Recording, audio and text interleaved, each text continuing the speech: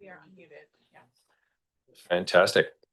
Welcome everybody to our January 14th, 2026 regular council meeting, first one of the year. I'd like to respectfully acknowledge that the land on which we're gathered today is the unceded territory of the Comox First Nation, the traditional keepers of this land.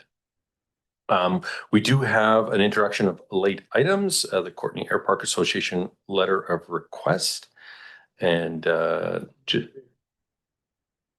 excellent. Any questions or comments? Seeing none, all those in favor? Any opposed? And motion carries. Thank you for that. And we'll move into adoption of minutes, and we have a regular council minutes from December 10th. Any errors or omissions? Seeing none, we'll accept those unanimously, and we'll move into the Parks and Rec meeting minutes as well. Excellent. Any errors or omissions? Seeing none, we'll accept those unanimously as well. And with that, we'll move into our first delegation with the Mayor Marianne Meed Ward from the City of Burlington, Ontario. Mayor Ward, it was a pleasure speaking with you previously, and thank you so much for joining us today. The topic of the discussion is the Elect Respect campaign, and with that, I'll turn it over to you. Well, thank you so much, Mayor Wells, for inviting me to be here this evening virtually, and thank you to all members of council. I had the opportunity with my husband to travel through your fine city earlier this year, actually last year, and just absolutely loved being there. So I'm a British Columbia, an honorary BCian, I think, if that's the right way to say it. But yeah. Thanks for inviting me to speak a little bit about the Elect Respect resolution, what it is and what it isn't. And I want to really extend my sincere thanks to Mayor Wells for bringing this forward and for your support, Mayor, for Elect Respect.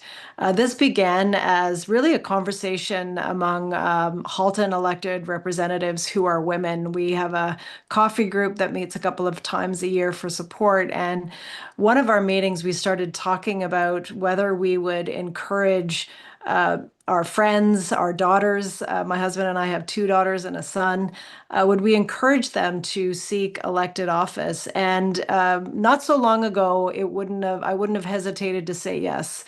Those of us who do this, it's a public service. We love what we do, and just the ability to see our community getting better because of some of the work we're able to do together. There's nothing like it. But there's a but. And in recent years, it has become very toxic to the point of death threats for members of elected office. And so Elect Respect was born. Everyone around the table of my coffee group, and this is trustees all the way up to MPs, cabinet ministers, we had all experienced it. And it was really kind of a shocking moment for us to hear that every single person had a story. And then we got to work. What could we do about this? And the one thing that we can always do is lead by example and commit ourselves to respectful debate and dialogue. And so the pledge, the Elect Respect pledge, was born. We commit to being respectful to our colleagues on council when we disagree. We want to foster good debate and dialogue about the issues, but we want to focus on policy, not people, and not personal attacks. So that's the first part of the pledge. And in return, we ask the public and our colleagues to treat us with respect.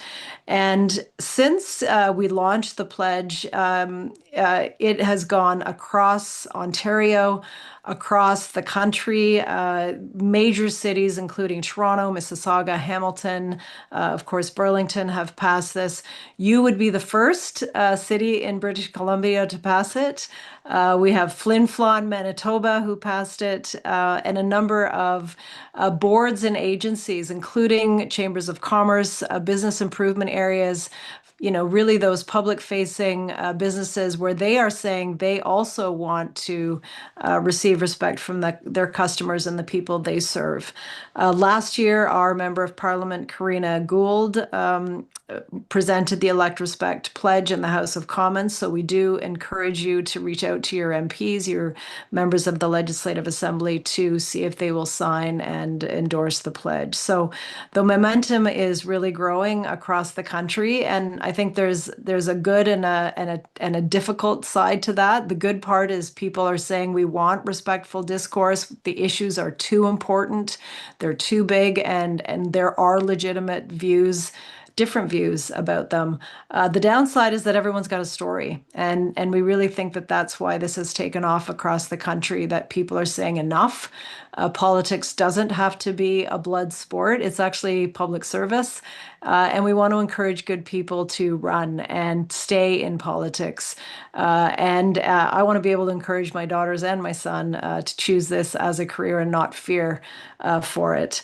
What it is respectful debate. What it isn't is an attempt to silence different views. In fact, the opposite is true. And if there is toxic civil discourse, if you are worried that you could be threatened with death, in my case, I can tell you my story, but I've been told not to go to public meetings. My safety couldn't be guaranteed.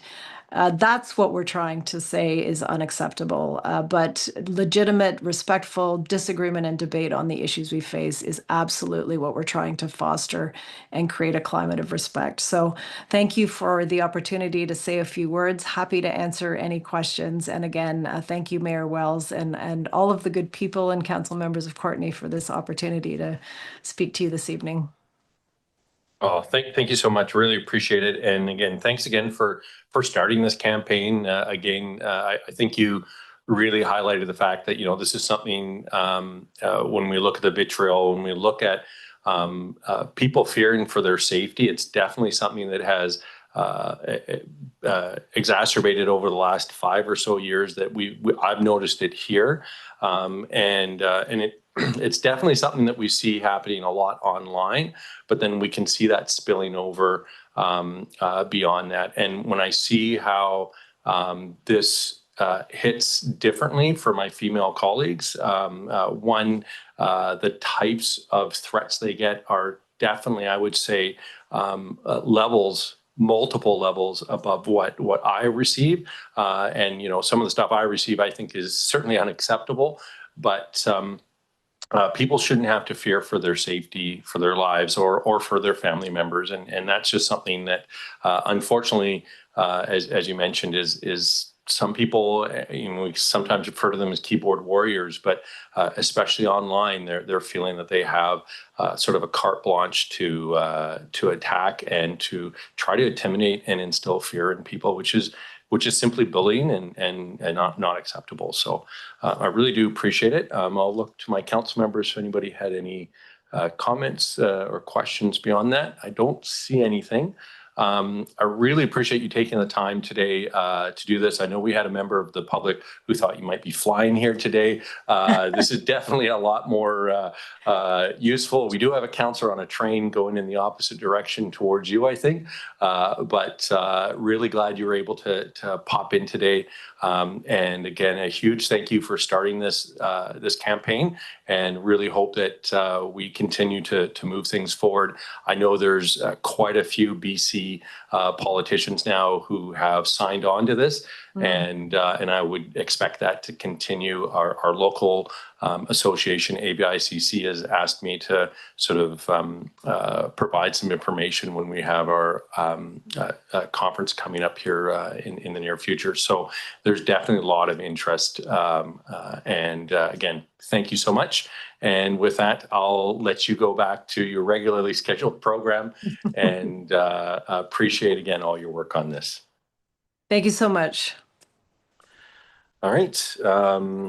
With that, we'll move into internal reports and correspondence. And first is the resident survey, Your Courtenay, Your Voice. And I'll pass it over to Ms. O'Connell. Thank you very much, Council. I'm very excited to present this year's findings of the 2025 Resident Satisfaction Survey, Your Courtney, Your Voice.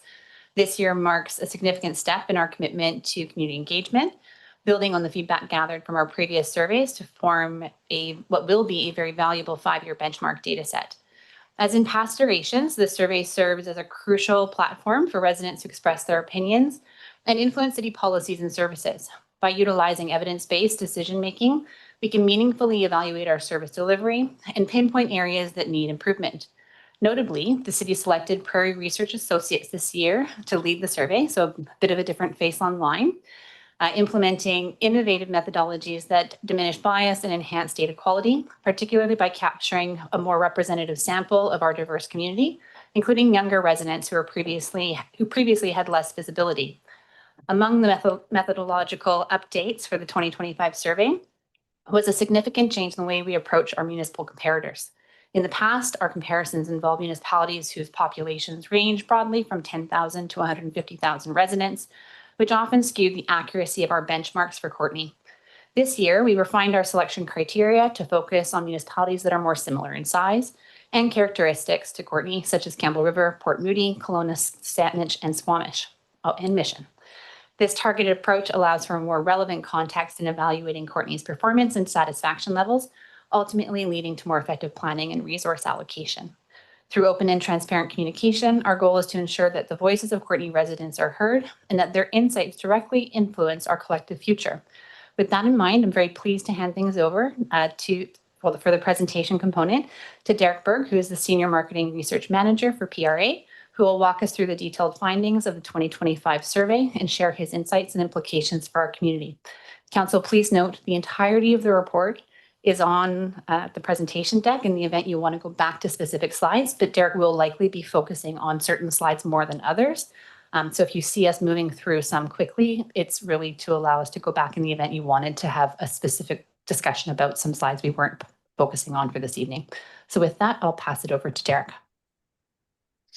Perfect. Thank you very much for that introduction. Yes, as Kate said, I am Derek Berg. I'm a Senior Market Research Manager at Prairie Research Associates, and very happy to have conducted this work for the City of Courtney this year, and happy to go into some details about the findings.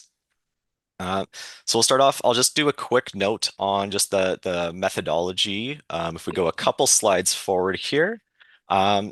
So we did a similar methodology of what's been done in the past. We did a random digit dialing telephone survey of residents of the City of Courtney. Everyone had to be at least 18 or older to participate. But this is basically the most statistically valid way of getting respondents to complete this type of survey.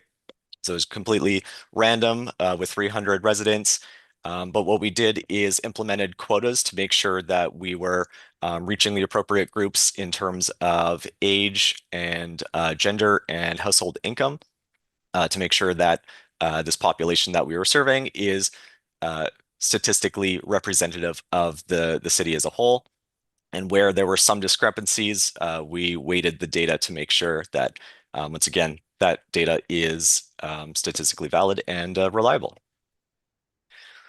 So I'll just skip through a few slides here to get to the section on quality of life. So this first is top of mind issues. So we started by asking residents of the City of Courtney what they thought is the most important issue facing their community today. As it has been in past years, we looked at how to compare this to what we saw in previous years, and homelessness continues to be kind of the first top of mind issue that comes to residents' minds. That's certainly not unique to the City of Courtney. As it's shown here, it's also when we looked at other resident surveys in comparable municipalities, cities like Campbell River, Kelowna, Cranbrook, and Mission, homelessness was kind of the key top of mind issue that came up the most often. So for City of Courtney residents, these concerns with homelessness, or at least it being the top of mind issue with people tends to increase with age. And although not quite in that statistically significant realm, but also prevalent among women more so than men. This, to me, it's likely due to a personal safety issue. You have the older population or women feeling that, maybe they're more vulnerable, seeing the homeless population prominent. So that's kind of what I interpret from the data here.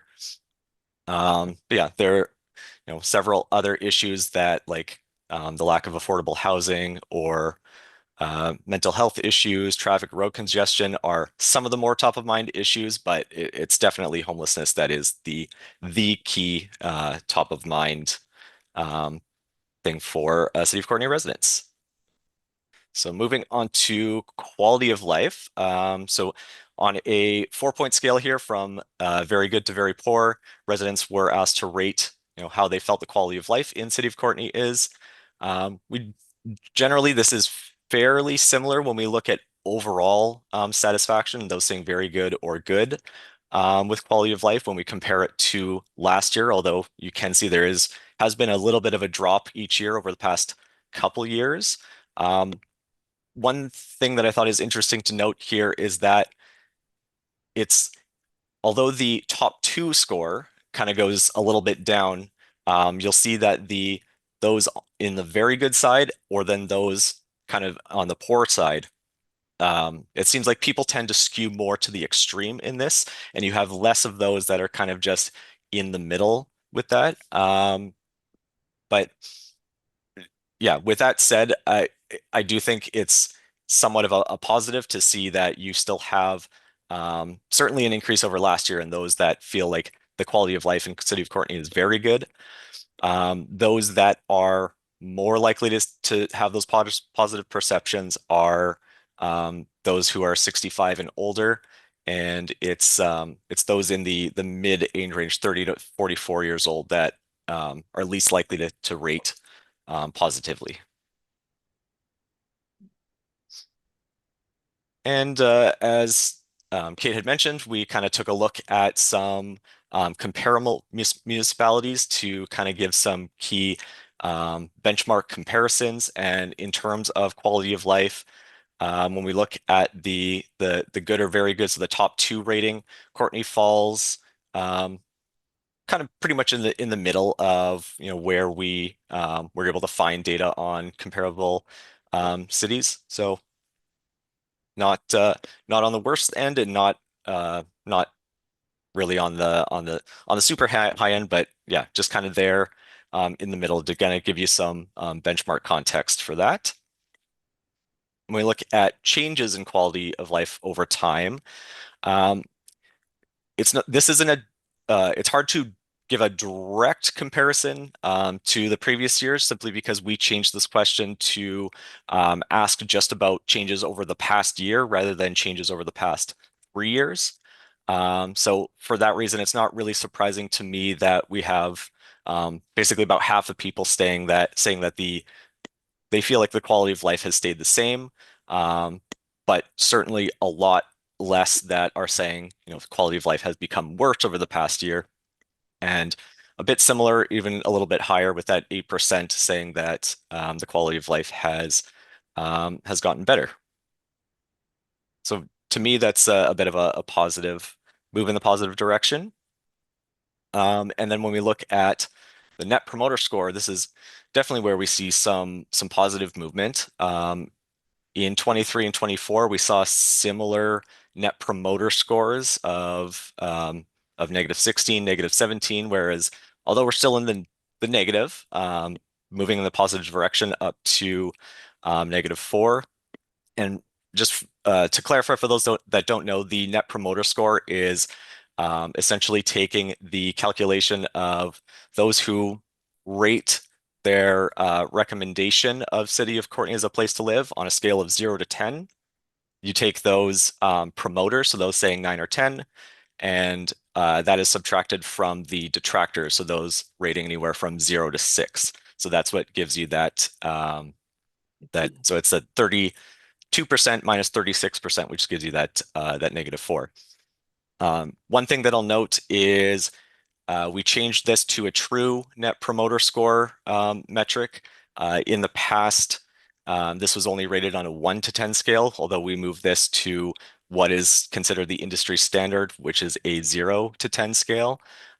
So you will see, obviously, there are 11% here who said 0, where there hadn't been any in the previous years because that wasn't an option. But despite having that one extra option for people to rate the recommendation on the lower end, we're actually seeing an increase in a high number of promoters. You jumped up from 16% up to 25% in those that rate Courtney as a 10 out of 10 for likelihood to recommend. Yeah,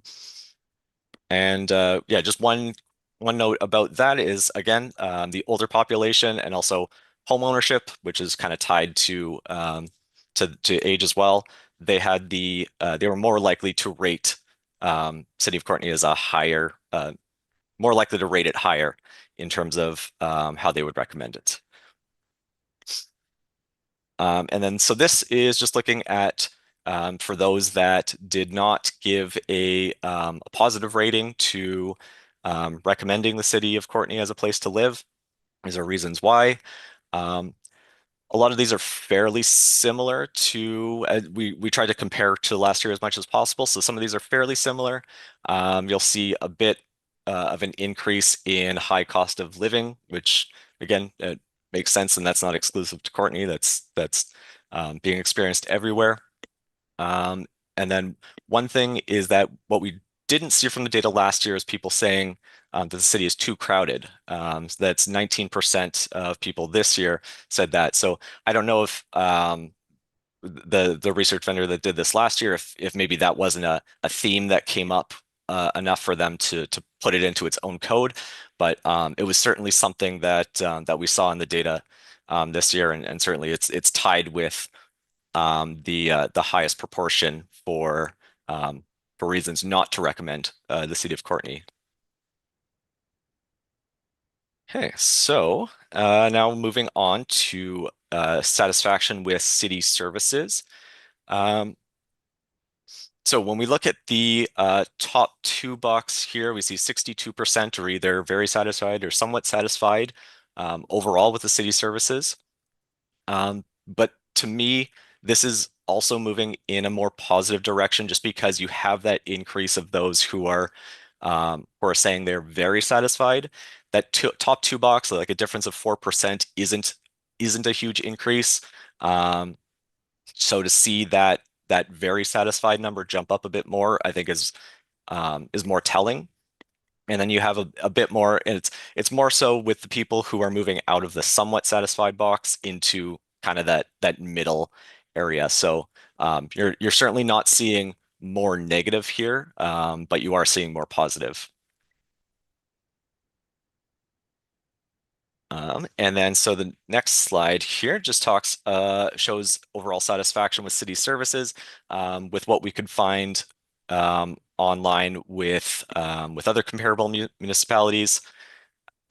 So this does show that although the previous slide showed that there were positive sentiments, this might show that City of Courtney ranks more towards the bottom of this. However, the caveat here is that typically when other municipalities, actually all 4 of those that are above City of Courtney here, they used a 5-point scale a 4-point scale to rate satisfaction versus what we use as a 5-point scale. So those top 4, they didn't have the option to kind of go in the middle, forcing them to go either one direction or the other in terms of positive or negative.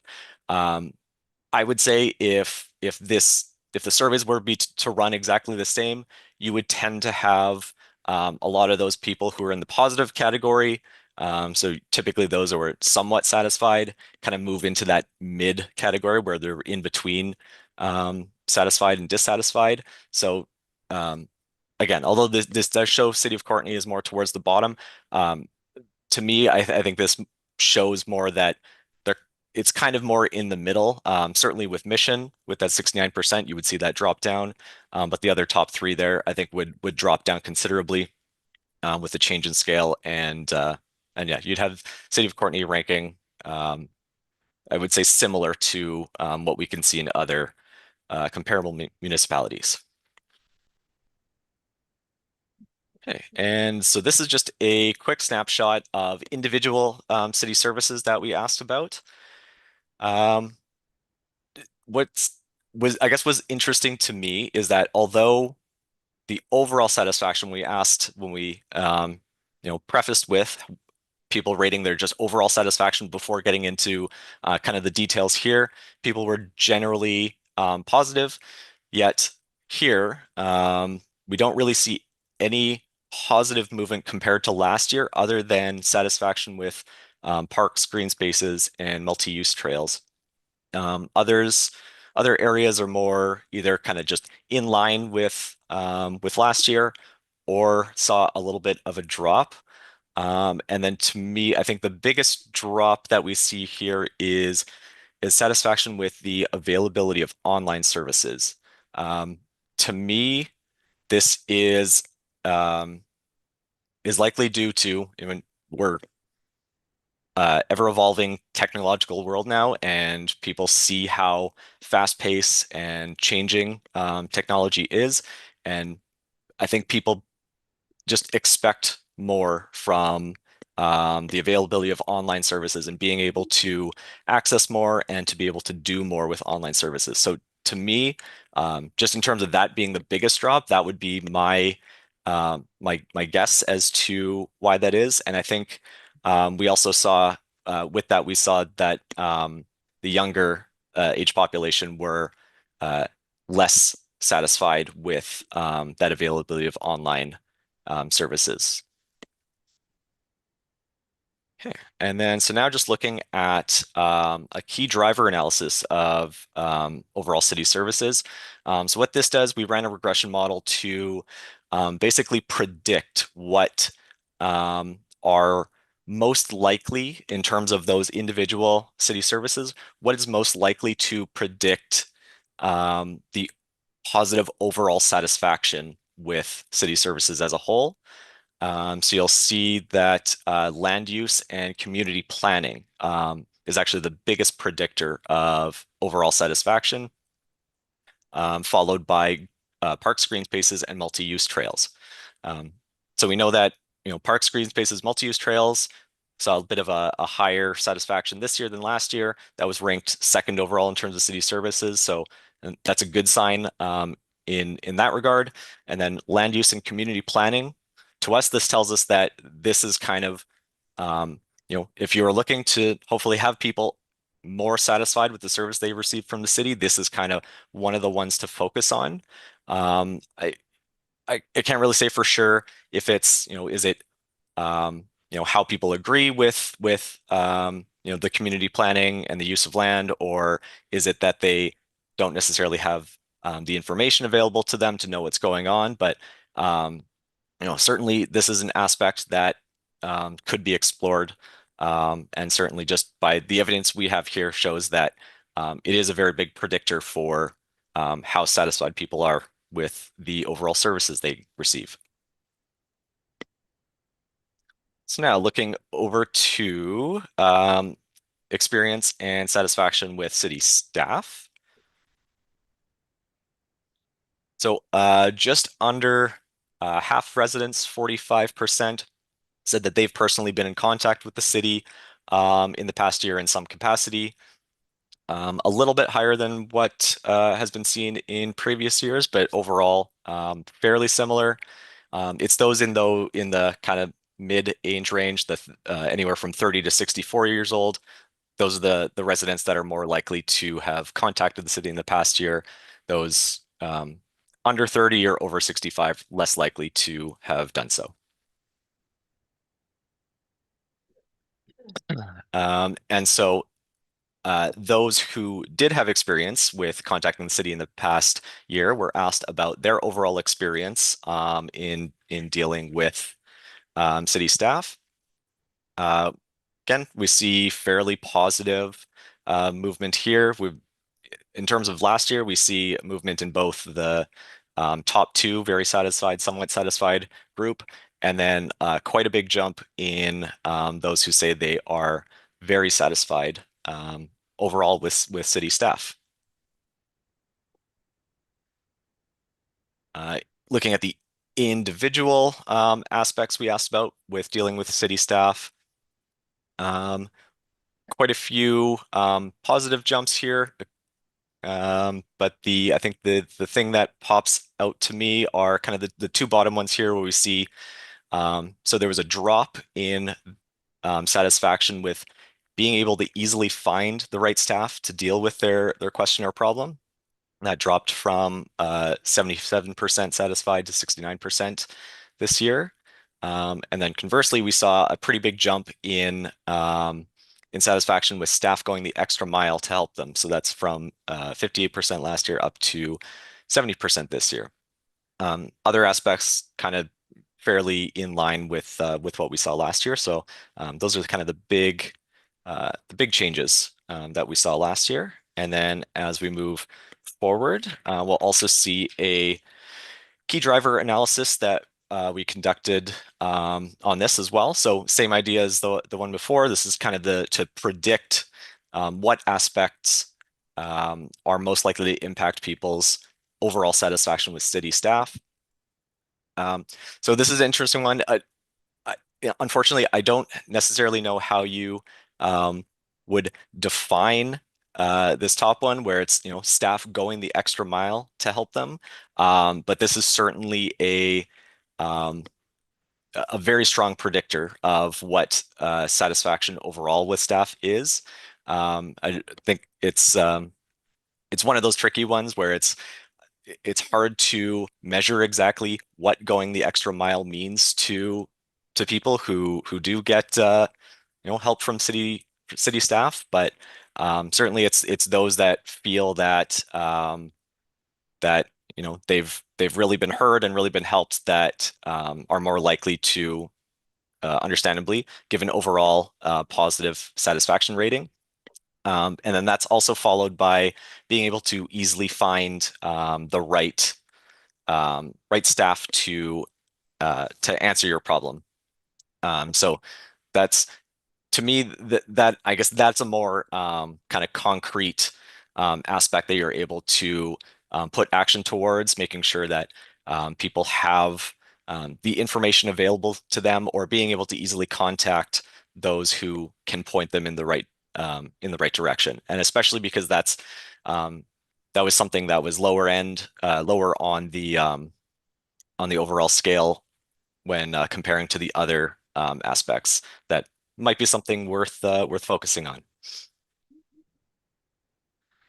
Okay, and then looking at value for tax dollars, I think this is a key metric that's asked every year, asking people, how would they, how do they feel their overall value for tax dollars rate? Again, we see that similar, actually no change in the top two box, with 70%, 7 in 10 residents believing that they either get good or very good value for their tax dollars, and a little bit of a bump up in those who are on the most positive, those that say they get very good value. One key difference here in demographics is that there is a very strong correlation between age and their perceptions of tax dollars, in that the youngest group, 18 to 29-year-olds, they're least likely to say they get good value for their tax dollars, while you keep increasing up in age, and more so people feel that they're increasingly more positive about what they receive. And I think that's tied to home ownership here. Is the older you are, the more likely you are to have a home, and also feel that you're receiving services that give you good value for your money.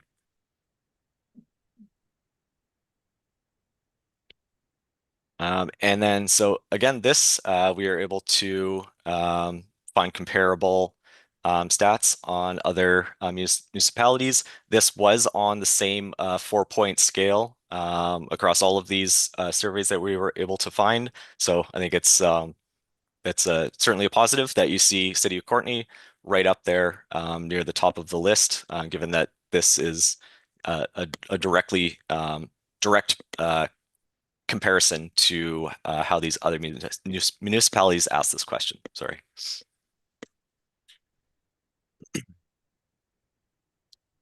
Okay, and then here we just have sentiments on balancing taxation and service delivery levels. So similar to what we've seen in the past years is that not the majority, but the most common answer here is to simply say we want taxes to be maintained. I don't necessarily want to receive a lot less for my services, but I don't want to pay more for anything. And then you've got an equal proportion on either side who say they either want to see an increase to taxes to keep up or enhance services, versus those that say they want to reduce their taxes, even if it means cutting services.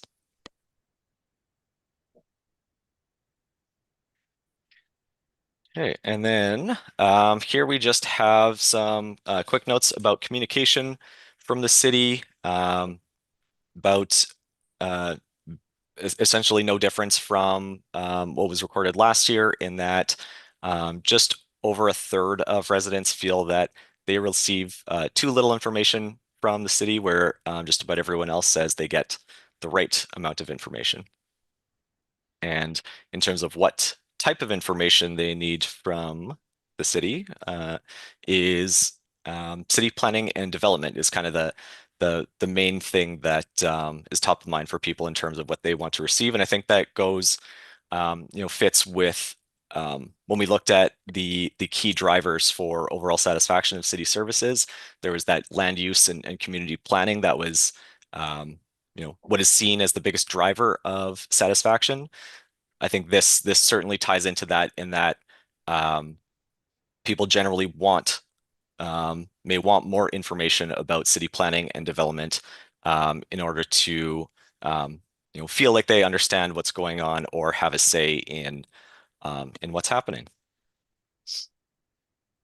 So there are a few more slides though, but just because I don't want to take up too much of anyone's time, I think I hit on all of the kind of key points that I wanted to discuss with this. I'm happy to answer any questions now, but also on that note, if there is anything that comes out of this, other questions that people have as they review the report in more detail, we're here, and we're happy to answer any questions after the fact as well. Fantastic. Thanks so much for the presentation and kind of highlighting those key metrics. It's quite interesting to see how, those numbers play out for the city of Courtenay, and then how they compare with others. I guess it's a challenge to know what scale people are using, community to community. Like you said, when you compare it, it might be 1 out of 4, 0 to 10, like just depending on what that question is. So really appreciate some of that insight. And I'll pass it over to Councillor Hilling. Thanks, Mayor. No questions. Just one observation. I think it's quite possible that the decline in overall satisfaction and recommending Courtenay as a place to live coincides with perceptions that it's too crowded and concerns about traffic. And I think we have to bear in mind that for 9 months of last year, we had a major traffic snarl. I also noted that you were more likely to be dissatisfied and not recommend the city if you were employed as opposed to if you weren't employed, which means that it was people who were, having to drive and get around the city to get to work and get to where they were going that were less satisfied. And I think that may have a lot to do with the sewer conveyance project. But otherwise, there's a lot to learn from the survey. And I certainly have heard from people that many people think the city's too crowded. They don't particularly like the scale of development and the congestion in some parts. That is something that takes some getting used to. Thanks. Thanks very much, Councillor Hilling and Councillor Moore. Yeah, thanks, Mayor. Thanks for, it's a lot of work putting this all together.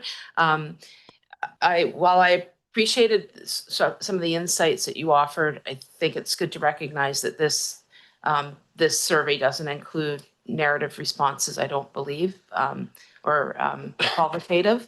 So, I mean, we all have theories and they may be accurate or not, why people answered a certain way.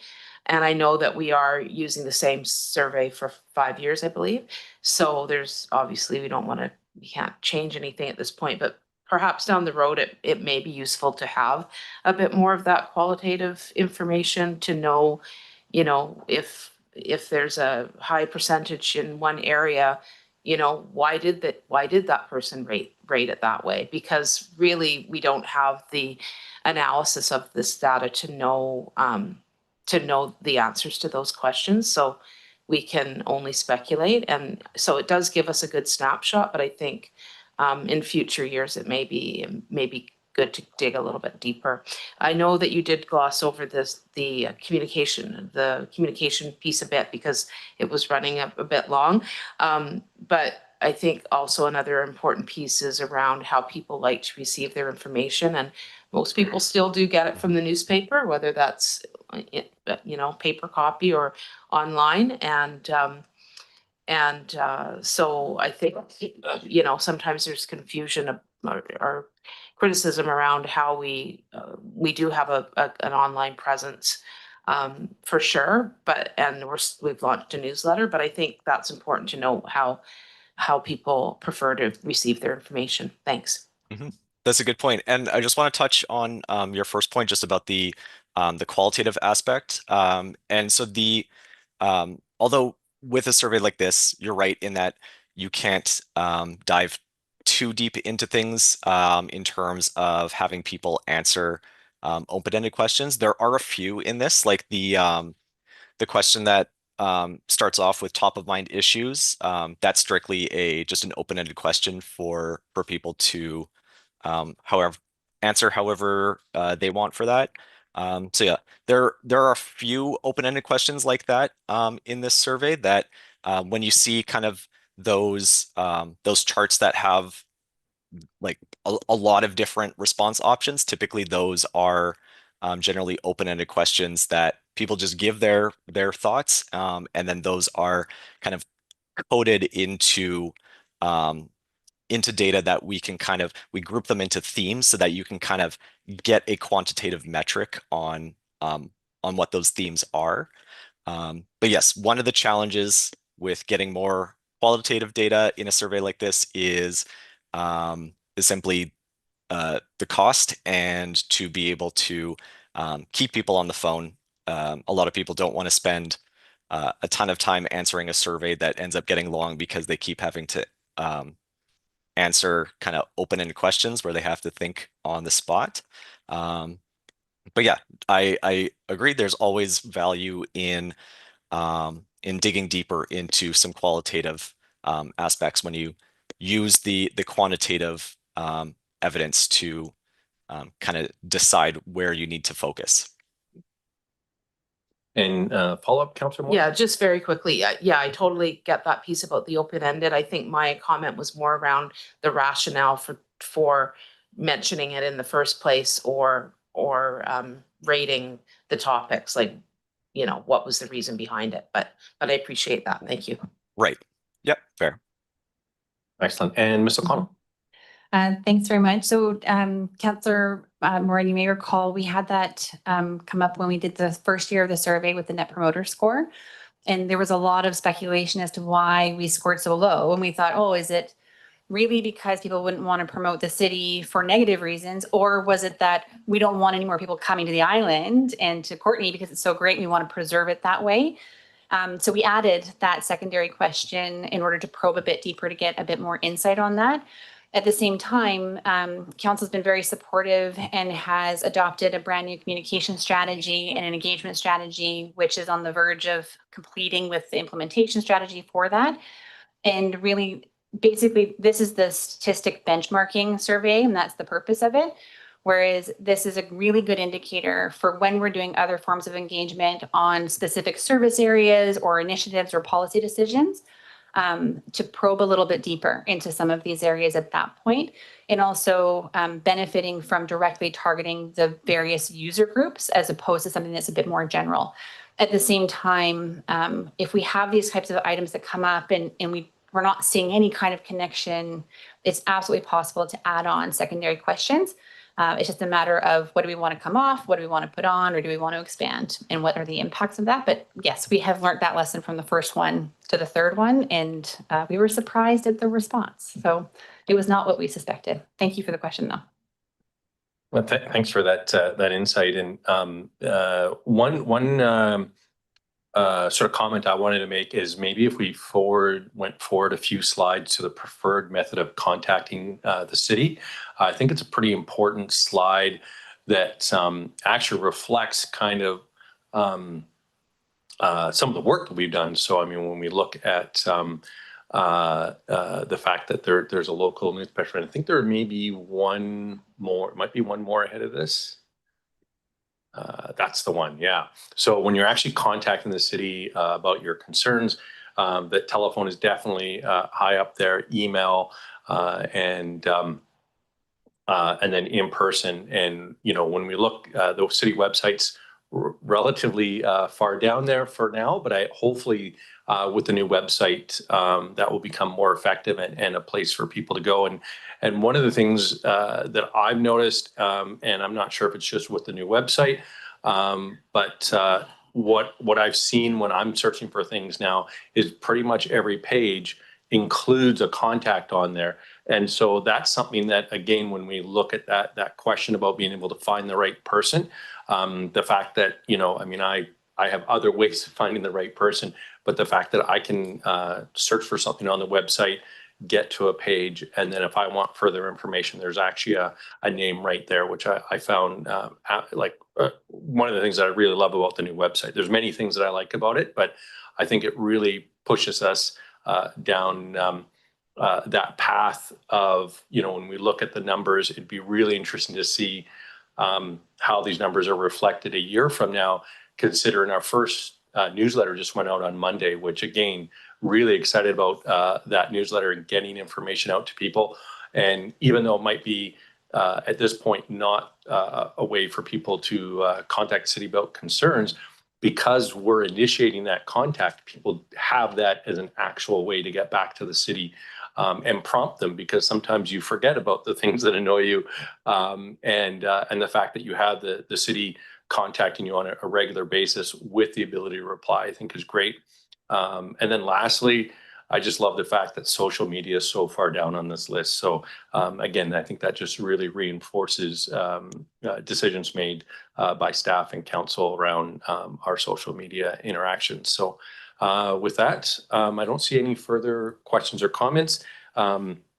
This is just for receipt. All right, and I'll receive that on behalf of council unanimously. Thanks very much for the report. And next we'll move into financial services, the 2026-2030 financial plan taxation scenario, and I'll pass it over to Mr. Garvin. Thank you, Mr. Mayor. On the staff, on our agenda today, beginning on page 133 of the agenda, is a follow-up staff report as a result of the direction council gave us November 26th and 27th committee of the whole meetings on our budget. Council was very specific on what some requirements were, some information they wanted to facilitate the creation of our financial plan, both our annual financial plan for 2026 and then the 5-year financial plan. Mr. Langemeier, our finance officer, is going to give an overview in response to council direction, and we're looking for support to carry on with the preparation of our financial plan in the next little while. Mr. Langemeier. Hello, Mayor and Council. Nice to be here once again. So as Jeff nicely alluded, I'm here to talk about the financial plan. So Council gave the following direction back on November 27th. What I'm filling you in on is the taxation scenarios at 5%, 6%, 7%, with options on using $6 to $8.8 million in a minimum surplus balance to be held. This information is included in the report. Now, I was a bit challenged by fitting all this information onto one slide, but it was less informative to look at if you broke it up. So what we're really seeing is each column is a year of the financial plan, and then each horizontal green divider is a percentage change scenario.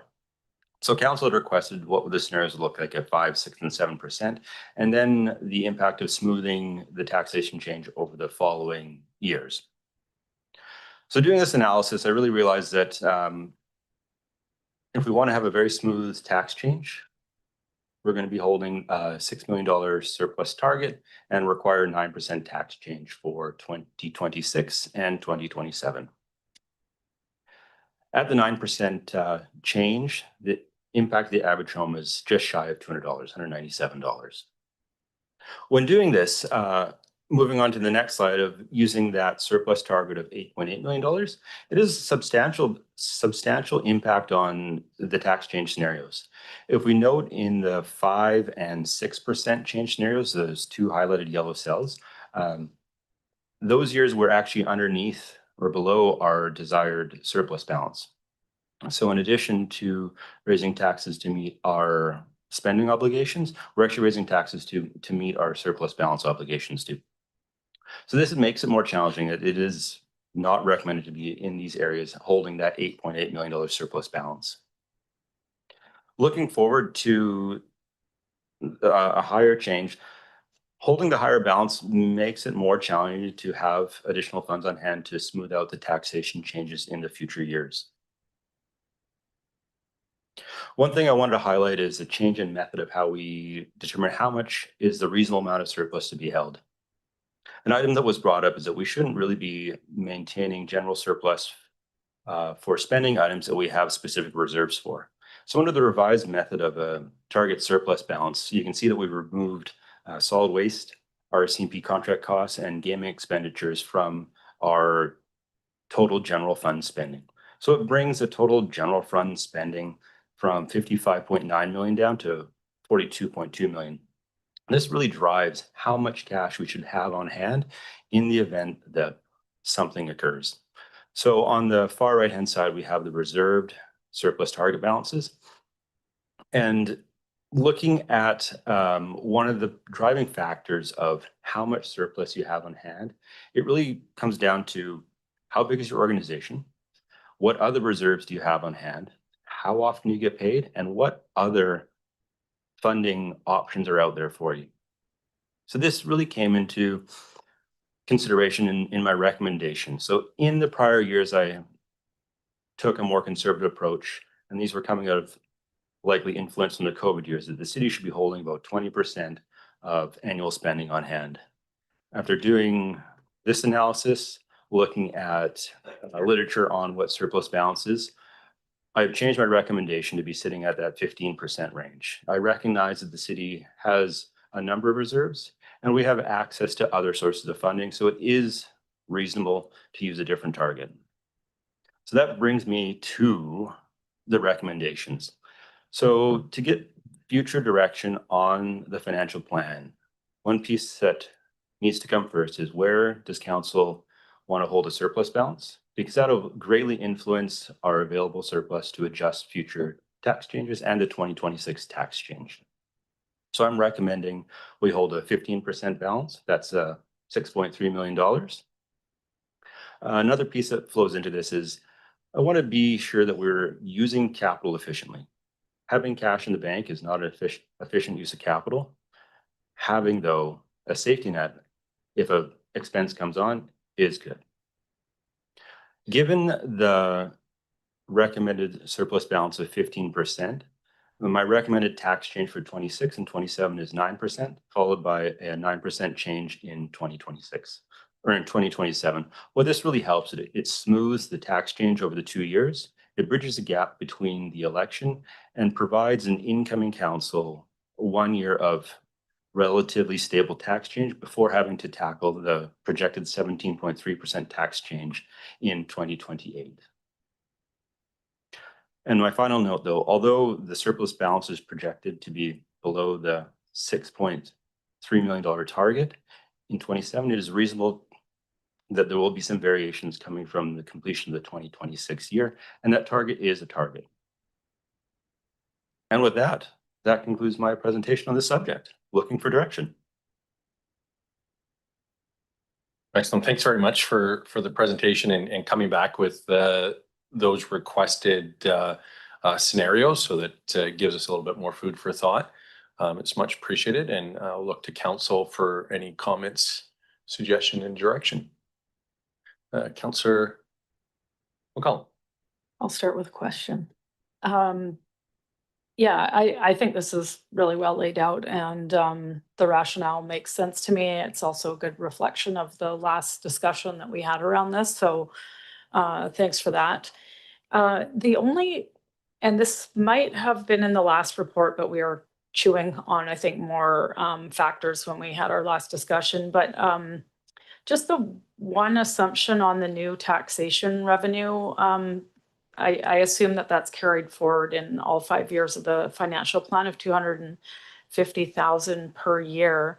And I'm just wondering, is that like based on the lowest year we've had in the last couple of years? I thought we're averaging quite a bit more than that, but I'm not certain. So maybe you could just expand on that a little bit. Yeah, so in the report, I identify some of the assumptions that went into this forecast. And the new tax revenue is assumed at $250,000 per year across the 5 years. This is less than we did in the prior years. However, 250,000 is what the 2026 new tax revenue is pegged at. And so, you know, looking at what the average was, we had a couple really big years in there, and we've had years that have been close to this 250. So, you know, when projecting out, I don't want to take the average just because it's the average. I want to take what's happening today and sort of forecast that forward. So given this, there is flexibility. You know, the picture could be better in 27, 28, or 29, and then the taxation scenarios are changing slightly. That's helpful. So the 250,000 is the amount that we're projecting for this year based on basically what's in the pipeline of development currently in development services. Okay, that sounds like a reasonable approach. Thanks for that. Thanks, Councillor McCollum. And Mr. Garbett. Thank you. Through the mayor, I just want to add to Mr. Langmuir's comments. If we reflect back, you know, over the last 20-year period, we've had some really big swings. And so non-market growth is, especially what we're hearing, you know, what may be in the future. That's also tempered with the fact that we're also understanding very significant growth related to CFP Comox. So it's a very difficult time now to really make that projection. We just want to be conservative, and council has asked us to be, you know, kind of conservative in both our revenue projections as well as our cost projections. So at this point, we're saying this is a practice we want to follow. Thanks for that. And we'll pass over to Councillor Hillian. Thanks, Mayor. First of all, I'm interested in the language. We're using the term tax change. Really what we're talking about is a tax increase. Is that correct? Yeah, that is correct. I don't know, tax change is maybe a little more palatable, but how do we rationalize a 9% increase, which is significantly above inflation? I mean, I know we're a growing city, and we obviously have increased costs with that, but you know, we didn't see it reflected in our resident survey that was just completed, but affordability certainly is a concern out there, and you know, a 9% increase is still fairly significant. So I'm just interested to hear how we rationalize that. Through the mayor, thank you for council's question.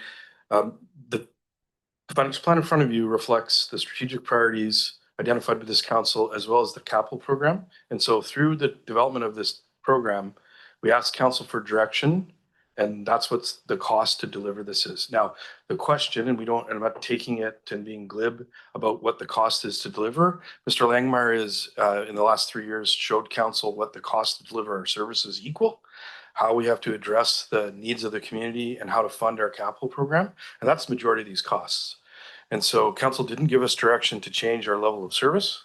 What council asked us to do was come forward with a way to establish a service level, make sure that we have adequate reserves, and to understand what our surplus is, and to smooth our tax over the next 5 years. So this is what's required to do that. Now, there may be a discussion and direction from council to not do that, but the justification is what's required to deliver our services. And the staff report that's attached, our previous staff report, talked about where we land in taxation and service delivery amongst our comparator communities.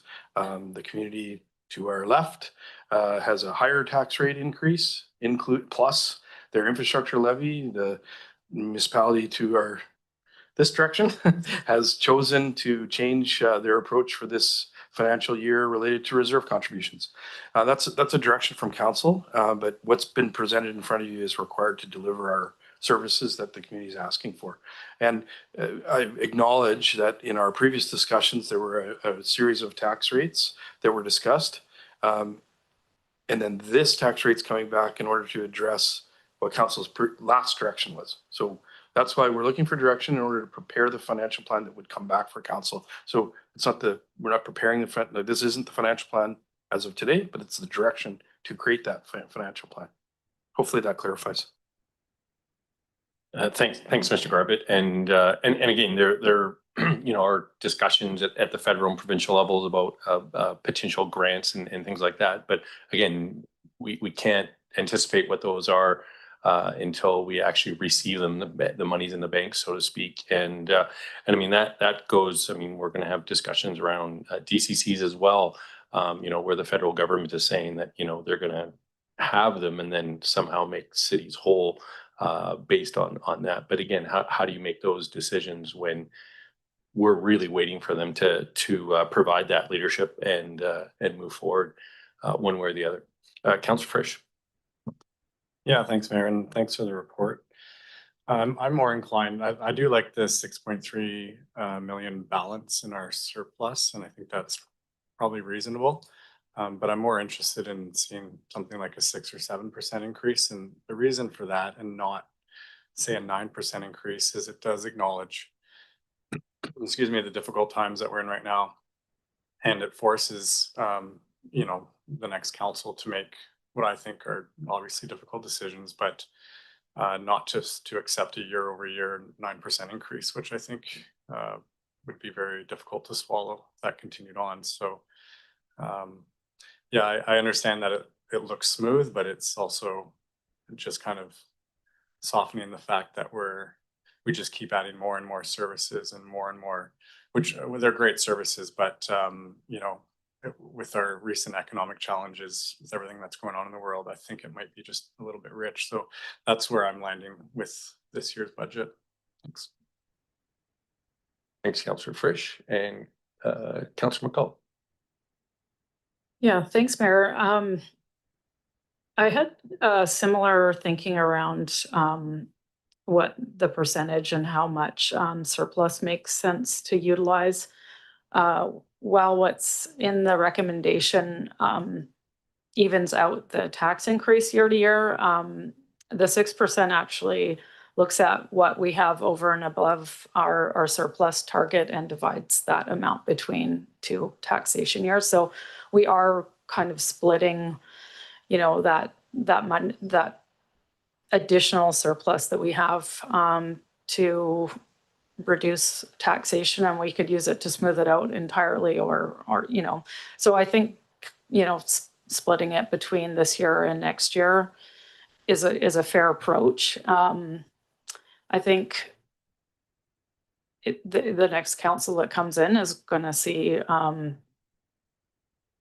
new fire hall coming into play, and there's a cost associated with that. And essentially what we're doing is addressing some of that by pushing some surplus there. But, you just can't get around bringing a new asset with new staffing online without an impact to what revenue is required. So, yeah, we could choose to smooth it out now and take on some of that cost currently, but it doesn't really change the fact that you know, that service is needed and that decision's been made, and that is the cost impact to it. So I think it is a fair approach to go with the 6%. Yeah, there are likely decisions that will need to be made around maybe other services or how that's addressed in the years going forward. But our decision right now is on this year's tax, and I think that's a responsible approach, is using half of the excess to make things a little easier this year. Thanks. Thanks, Councillor McCollum and Councillor Moore. Great, thanks, Mayor. Yeah, I think I'm in fair amount of alignment with the comments so far. Yeah, I appreciate the work that's been done, and you've done what we asked you to do, which is great. It's always different when you're looking at it all in black and white, but I know I questioned the surplus that we were holding because it's not very palatable to me for people to have an increase in taxes and then see that we have whacks of money in the bank because we were under budget or we got grants or whatever. And the surplus is, you know, has been consistent. And I would like to see us even holding less surplus and staying at the, and looking at a 6%. Because I mean, we know that some of the funding is drying up, but then we always seem to find, or, you know, be successful with some grants. I'm not trying to do what Mayor Wells said and count our chickens before they're hatched, but this is why we do end up with surpluses, because we end up, you know, with these extra funds. And I think it would be better to alleviate the tax increase for our citizens and have a bunch of money in the bank. Thanks. Thanks. Aside from what we need to have some, but I just don't think we need it to the level that we've been carrying. Thanks. Thanks, Councillor Moore. And next we'll have Councillor Cole Hamilton, who's online, and then we have a couple more lights back in the room here, but over to you, Councillor Cole Hamilton. Yep.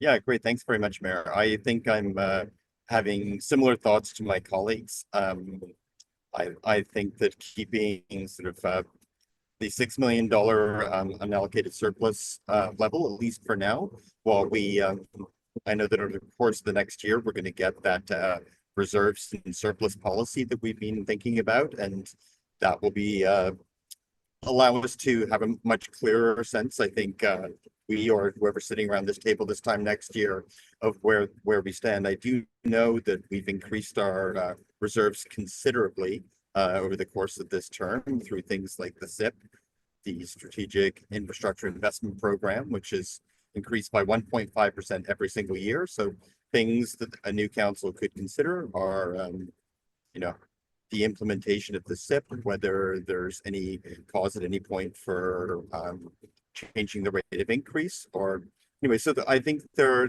are places where a future council can make their own decisions as to, and we'll have more information in front of them. And as for now, I'm comfortable with like my colleagues with the something in the 6 to 7% range. I'm not sure, depending on how soon the vote happens, whether I'll still be here online with you at the end of it, but I appreciate being able to share my perspective, and I'm glad to see that there seems to be a fair amount of agreement among council. This is a wise balance that we've struck here, and appreciate staff generating these scenarios so we could look them all through carefully, and it leaves you know, the numbers we see going forward.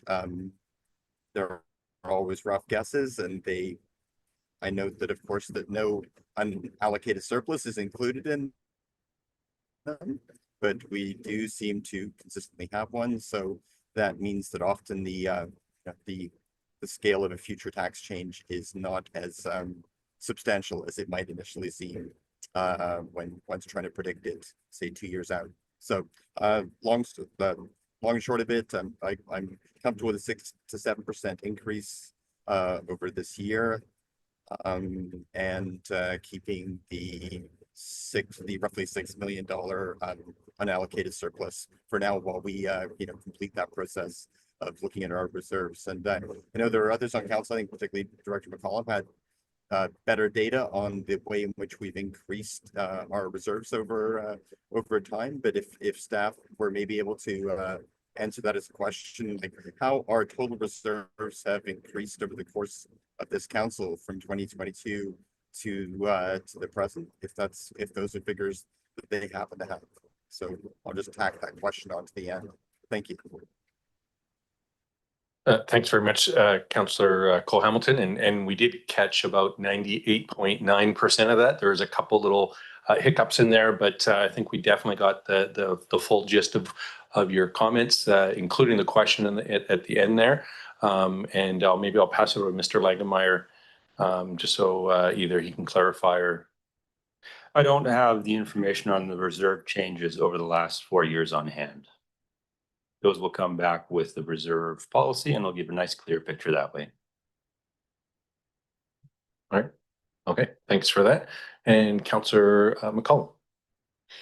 Yeah, and this is something we can maybe pick up in the next discussion, but something that I was wondering about and just kind of chewing on these numbers, especially looking forward, is our contribution to the SIP to address our infrastructure gap. We've done some really good work on that in the last couple of years, and we understand what the gap is in our reserves and our obligations to our fixed assets.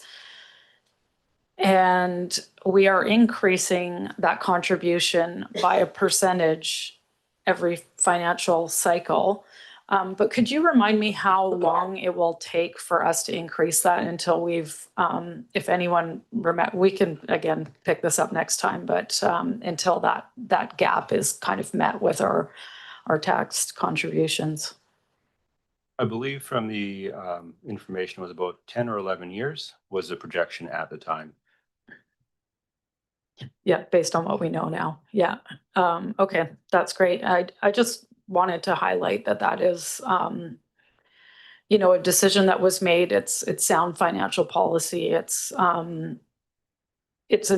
responsible decision making, but it's also, ambitious to make up that gap that a lot of organizations are basically ignoring in a 10-year time span. So that is a policy decision that future councils could revisit and change the approach and lengthen that if that's the desire, or trying to smooth out some of these ups and downs that are inevitably in front of us. Yeah, so I'll just leave it at that. I just wanted to bring that into the discussion. Thanks, Councillor McCollum. And Councillor Frisch. Yeah, thanks again, Mayor. Would you accept a motion at this time? I don't see anybody getting any more clarification, so yeah. Thanks, Mayor. I'll move that council direct staff to prepare the 2026 to 2030 financial plan using a surplus balance target of 15% of the 2025 general fund budgeted spending, including tax funded capital and excluding expenditures with specific reserves. And the council direct staff to prepare the 2026 to 2030 financial plan using the 6% tax change scenario for 2026, and that additional available surplus be applied through 2027 to 2030. Second.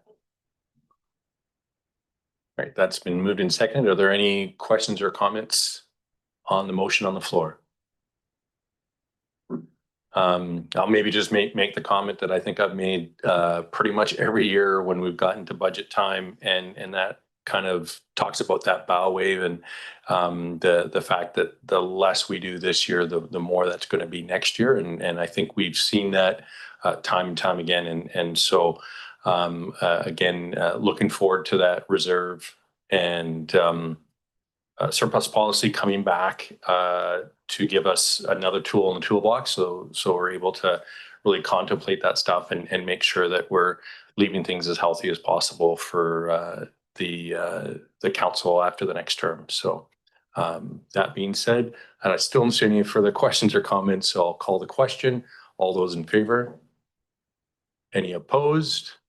And motion carries. All right, moving on to lease renewals for the Courtney Air Park. We got lease lots 2 to 4, commercial hangars, 6.12, and I'll pass it over to Mr. Garbutt. Through the mayor, Scott Hainsworth is going to give an introduction with this report, and it's covering 4 of the 5 commercial leases. Sorry, 3 of the 4 commercial leases at the air park. Thank you, Jeff. Through the city manager, mayor, and council, this report is before you to consider the renewal of 3 existing ground leases at the Courtney Air Park, specifically lease lots 2, 3, and 4, all of which expired on December 31st, 2025. The leases relate to existing commercial hangars and aviation uses that are already established on site. In each case, the tenant owns the building improvements and is requesting to exercise the first renewal term provided under the original lease agreements. The proposed renewals are for a further 5-year term from January 1st, 2026, running until December 31st, 2030, with 2 additional 5-year renewal options remaining, each subject to council approval. An independent fair market rental appraisal was completed in November 2025 to support the renewals. The appraisal confirms that the proposed rents meet or exceed minimum market benchmarks based on existing zoning, land use controls, and aviation-related use restrictions included in the leases. Annual rents will continue to escalate at 4.5%, consistent with the structure in the original lease agreements. I'll also note that the proposed lease rates are approximately 45% higher than the 2025 lease rates. A notice of disposition was issued in accordance with the community charter and no public feedback was received. Staff are therefore recommending approval of the lease renewals as presented. Be happy to take any questions. All right, thanks very much for that. Are there any questions or comments? Okay. Any questions, comments on the recommendations on the floor? Seeing none. All those in favor? Any opposed? And motion carries. And we'll move on to operational services, CVRD Water South Extension Project, project approval, and pass it over to Mr. Garbutt again. Thank you. Through the mayor and council, it's a really important project where we're sharing in infrastructure with both CVRD and Comox First Nation. Council confirmed the partnership on this project with a public statement in a past council meeting. And Mr. Shaw is going to give an overview. And we have staff from the CVRD who joined us as partners in this project. Over to you, Mr. Shaw. Thank you, Mr. Garbutt. Good evening through the mayor to council. I'm pleased to present the Water South Extension Project Approval Report, really a cover report for the bylaws that the CVRD has submitted on behalf of the service. And before I begin, as Mr. Garbutt articulated, I'd like to acknowledge and introduce a few members from the Comox Valley Regional District who played a critical role in developing this initiative. So please join me in welcoming Mr. Charlie Gore, the Senior Manager of Capital Project Delivery, Jake Martins, the General Manager of Corporate Services. Their expertise and collaboration has been instrumental in bringing this project to its current stage. And I'm glad to see them here today to support the discussion. So if council has any questions for them, feel free to ask. But just briefly, the Water South Extension Project is a transformative regional infrastructure project led by the Comox Valley Regional District in partnership with Comox First Nation and the Royston Water Local Service Area, with the participant being the City of Courtney. The project itself will extend water transmission infrastructure south of Courtney, supporting treaty lands, Royston, key growth areas in South Courtney, and this investment is foundational to the city's long-term growth strategy, ensuring reliable water services for our future, both for development and as well as aligning with the city's water master plan for future growth. Governance for this project is anchored in 2 CVRD bylaws that are here for you today, both bylaw number 897, the establishment bylaw, and 898, the loan authorization bylaw, which are both here in front of council for council consent. Council support today will enable the timely delivery and advancement of this strategic initiative in this project, as the project aims to support a sustainable development, economic growth, and regional collaboration while positioning the city for future success. In terms of timelines and next steps, timely consent is essential for the project to move forward. continue and maintain momentum for the project and meet grant funding deadlines. So key milestones are obviously consent of the bylaws today in January. Post consent, the submissions to the province for the bylaws for adoptions will be in March or March at the latest, with tendering and construction phases through the fall of 2026 and construction till the end of March of 2028. So the recommendation before you today is the staff recommend that council consent to support the bylaws, both bylaw number 897 and bylaw 898, and authorize the city manager to finalize and execute the project agreement between the city and the CVRD, and direct staff to take all necessary steps to advance this initiative. With that, I'm happy to take any questions. Excellent. Thanks very much for that. And looking to council, if there's any questions or comments. Councilor McCullough. Yeah, thanks for the report. It's good news seeing this move ahead. It's a very important project for our region. One question I had just in the financial implications section of the report, when we've reviewed this project in the past, we've kind of talked about the city's benefit, how we're apportioning our financial commitment. And but something that we haven't discussed is like how those funds are being collected. And I guess my assumption had been a big portion of this would be through DCCs, because it's my understanding that the main driver for this is to support new development. And in reading this, it says that 75% of this cost will be allocated to residential customers. I'm assuming the other 25 is just simply non-residential, but there's no indication of exactly how, like, the source of these funds. Is this a straight addition to the water service requisition, or are there DCCs coming in to fund this, or just some better information there would be helpful? Yeah, thank you for that. Through the mayor to Councillor McCollum. Fair question. Ran some very preliminary numbers. You'll see that the cost estimates are based on a 20-year amortization with a 5% over the customer base that exists today. No DCC considerations for that. And it would be attributed to the water fee and then requisitioned by the CVRD through the city. So the city would collect through fees and charges and then requisition the amount for debt servicing back to the CVRD over the amortization period that was selected. So in terms of that additional cost, because that's basically an additional cost to all the households in the service, like in the city of Courtenay, to receive or to support this project. And what is the benefit then to the existing users for that additional fee? I think that's important for us to understand. That's a great question. So the transmission project in and of itself transverses through the Arden Corridor and across the Ministry of Jurisdiction all the way to the boundary past the Ridge development. There's a number of tie-in connection points within the city in the existing zone. So the 87-meter zone on the West Courtenay side, which services a vast majority of our customer base, will see a fire suppression enhancement opportunity through its connection to the CVRD main at that particular location, as well as disconnecting some of the existing customers that rely on other systems that the CVRD support. So the local service areas or the Marsden zone, disconnect those and put them back onto the 87 so they'd be truly serviced through the city's infrastructure, as well as providing secondary support for fire and water to the Ridge subdivision, which is currently through the temporary booster station.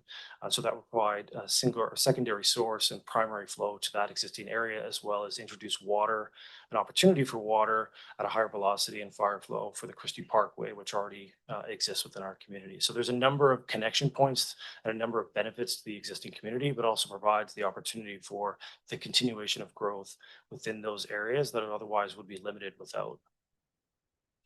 That's really helpful. Thanks. And so just for clarity, 75% of the cost is residential and the rest is business and industry. Is that what the implication is? Sorry, yes, correct. Yeah, the breakdown currently is roughly between just over 75% residential to ICI in terms of the makeup. And so that's what I use to build the foundation of this cost estimate. Thank you. Thanks, Councillor McCullum and Councillor Frisch. Yeah, thanks again, Mayor. In my recollection of this project, I thought there was an opportunity for an active transportation corridor, but maybe you can just bring me up to speed. Is the transmission line, is that going to be like fully publicly owned property, or is there some other scenario for that? And is there an opportunity for an active transportation corridor along it? It's a great question. Thank you to the mayor. It's Councillor Frisch. So it has been contemplated as a part of this project as it runs through the Arden corridor and through the Comox logging road, where practicable and ability within the corridor cross-section, there's an allowance for the road to be constructed in such a way that would support active transportation or shoulder widening for future consideration of active transportation. We're seeking to work with the CVRD to have those pieces built into the overall delivery of the project. So it's not necessarily of a build to a completeness, but build it to a place where the corridor is then restored to a means which would provide the city the opportunity to build the active transportation corridor throughout its entirety. As we move past some of the undeveloped lands that are beyond the ridge development, as this transmission main continues on, there'll be some clearing and removal of materials in order to facilitate the installation. And so we're again, practical and opportunity exists for active transportation to continue along that corridor. The reconstruction of the earthworks in that area will be to suit that of active transportation or a multi-use path under the parameters of our existing SDS bylaw.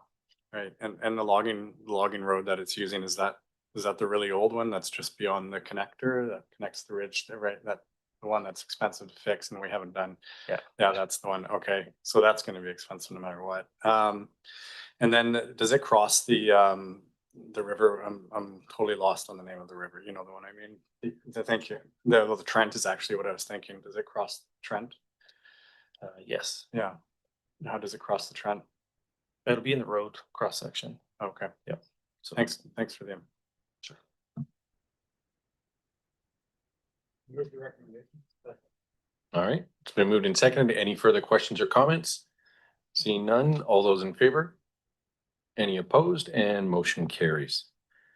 We'll move into 6.2.2 solid waste contamination update, and I'll pass it over to Chris Thompson. Mr. Thompson. Oh, you need the clicker. And Mr. Garbutt's just got a comment. Yeah, thanks. Thank you, Mayor. Through Council, we received an update from the solid waste staff at the region. We have a good partnership working towards there, and I asked operational services staff to give Council a little bit more information. The launch of our CART program, organics diversion and recycling, has gone really, really well. And I think it's really important for Council to understand how effective this program's been, as it's it's a huge component of work that happened under Council's direction last year. So thanks, Mr. Thompson. Thank you through the CAO to the mayor and council. Appreciate the preamble. Yeah, so in October, staff from Comox Strathcona Waste Management presented this solid waste management plan update. This plan updates or outlines long-term strategies for garbage, recycling, and organics. And it outlines several strategies to focus on waste reduction and diversion, including supporting multifamily waste separation, reducing industrial and construction waste, and equalizing access to services. A significant portion of the solid waste management plan is a waste composition study, which takes samples of waste from different communities and provides insights into the components as a snapshot in time. So it's like a waste audit. This report and presentation reviews the city's performance in comparison to other municipalities in the CSWM service. So I believe this chart's been shown before, and it really highlights some of the successes of the automated transition. So in 2024, along with automated, we switched to biweekly garbage collection, and we saw 38% reduction in garbage tonnage and a 49% increase in organics tonnage. So the ratio of organics tonnage to garbage is 2.17, which makes the city of Courtenay a regional leader in diverting waste away from the landfill, specifically through the curbside collection service. So we've actually met our, if you just look at that curbside collection service, we've met our obligation to meet that provincial target of 350 kilograms per person annually. The 2025 numbers for tonnage are in, they've arrived, and we're on the same pace as 2024. So it wasn't just a novelty of the automated collection. That's truly what our residents are doing. So that's fantastic. This chart here is from the waste composition study. And in the sample that was collected, Courtenay garbage contains 20% compostable organics. So that was one of the numbers that the staff member from the CSWN reported. This is significant and provides an area of focus for staff to reduce in 2026 through education about the organics diversion potential. It's important to compare us to other municipalities. So Comox is at 19%. Campbell River is actually at 35%. And let's say they're pre-automated. So that's coming in 2026, I believe. And Cumberland's at 24%. So we're not doing too bad when we compare ourselves. However, there is an opportunity for targeted reduction programs. And then organics contamination. The number that was presented was that the city is edging towards a 3% contamination rate in organics. So 97% of the organics is actually good compostable material. However, there is 2.63% that's plastic and other components that make up contamination. When we compare ourselves to other municipalities, Comox is at 2.2%, Campbell River's at 0.19%, and Cumberland's at 0.52%. However, these latter two, Campbell River and Cumberland, they're still in the manual collection. So there is that sort of oversight at the curb to prevent that contamination from getting into the trucks. The provincial benchmark is around 2 to 5%, so we're doing not too bad. However, we do want to reduce that plastic going into those automated carts. And finally, recycling contamination. So periodically throughout the year, Recycle BC does audits themselves on our recycling waste delivered to their sorting facility from the city of Courtenay. And they really analyze it. So there's two classifications. One is called not accepted material, and that's highlighted in it's sort of a grays area of that line chart there.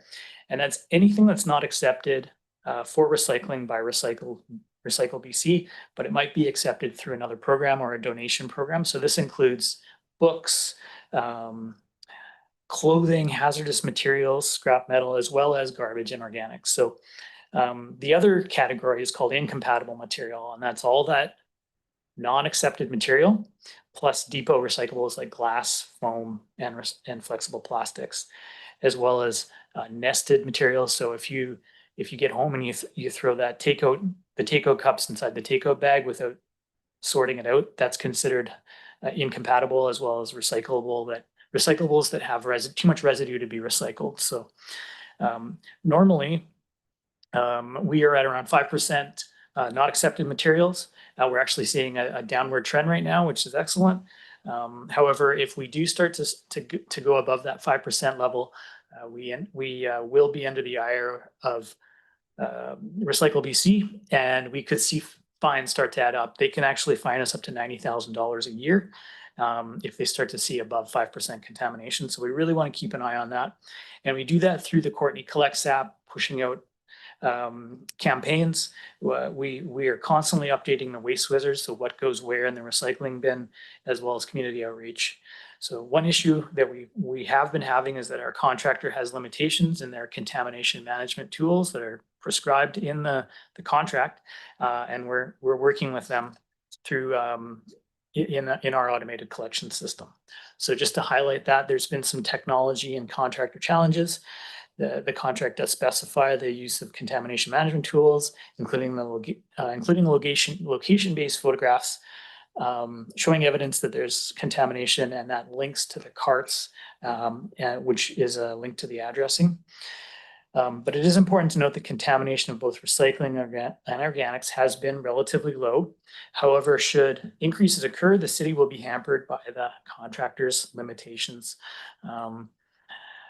So to bring this to a close, I will, the staff recommendation here is to receive the solid waste contamination management 2026 briefing note. Thank you very much. Excellent. Thanks very much. And maybe just since the last part that you talked about was the actual ability, and I believe it's like camera systems and that kind of stuff to be able to actually see what's going in so it can be detected right away. And you know, works are underway. I mean, I think the expectation is with these new trucks that basically that would just kind of be stock. And that obviously that hasn't been the way.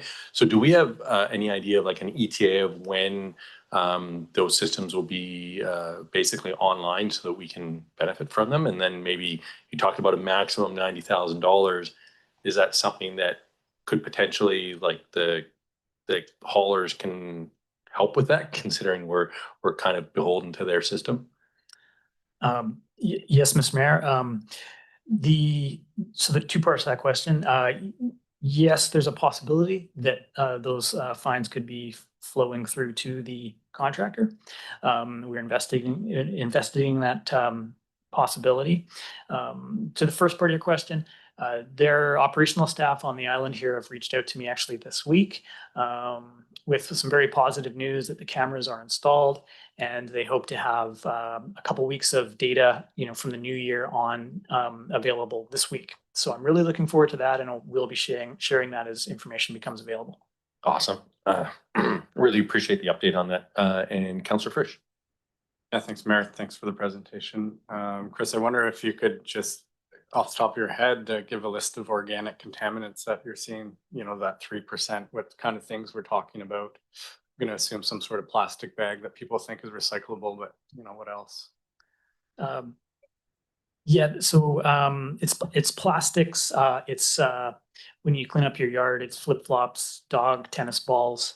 We're seeing things like painted picket fences, and unfortunately sometimes diapers, things like that. One of the challenges is as we go over the Christmas break, we have 3 stat holidays, so we're all stretched in our garbage capacity, and so sometimes people, it's a hard time, so they throw their garbage in the organics, and then we see a spike just in garbage. So it doesn't take much for 3% to add up. Yeah, and then when it comes to the recycling improvements that we want to see, and that's in the mainstream that we pick up, obviously, what sort of stuff are we seeing in there? Like if you just top 3 things that end up in the recycling that really shouldn't. Yeah, so recycling contamination is reported by weight. So when you go to recycle those encyclopedias, the Encyclopedia Britannica, that throws us off almost for an entire quarter. So we're really encouraging people pay attention.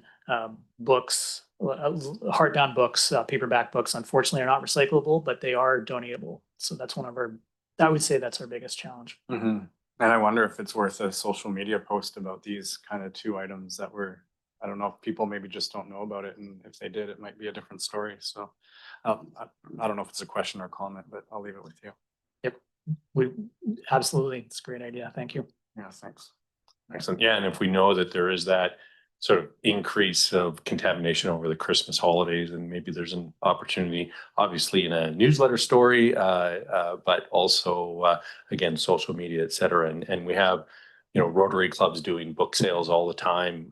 So there's definitely probably some partnerships as well that could happen along with that. So thanks, Councillor Frisch. And Councillor Moore.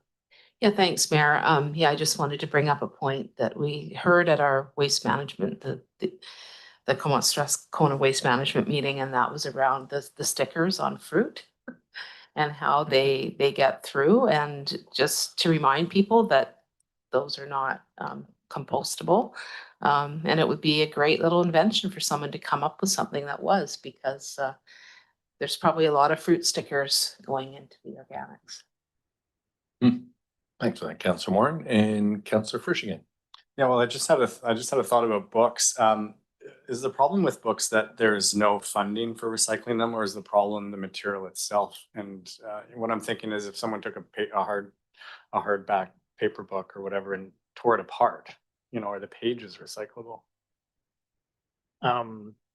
I believe that might be the case. I don't want to really go on the record saying if you took a bandsaw to it and tore everything Yeah. apart. Yeah. Well, then we won't get into it, but it just came to mind. Thanks. Thanks, Council.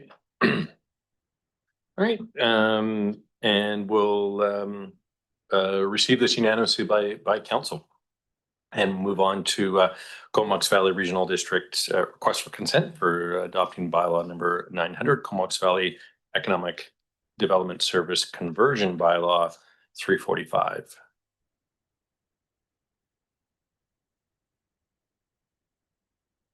And so,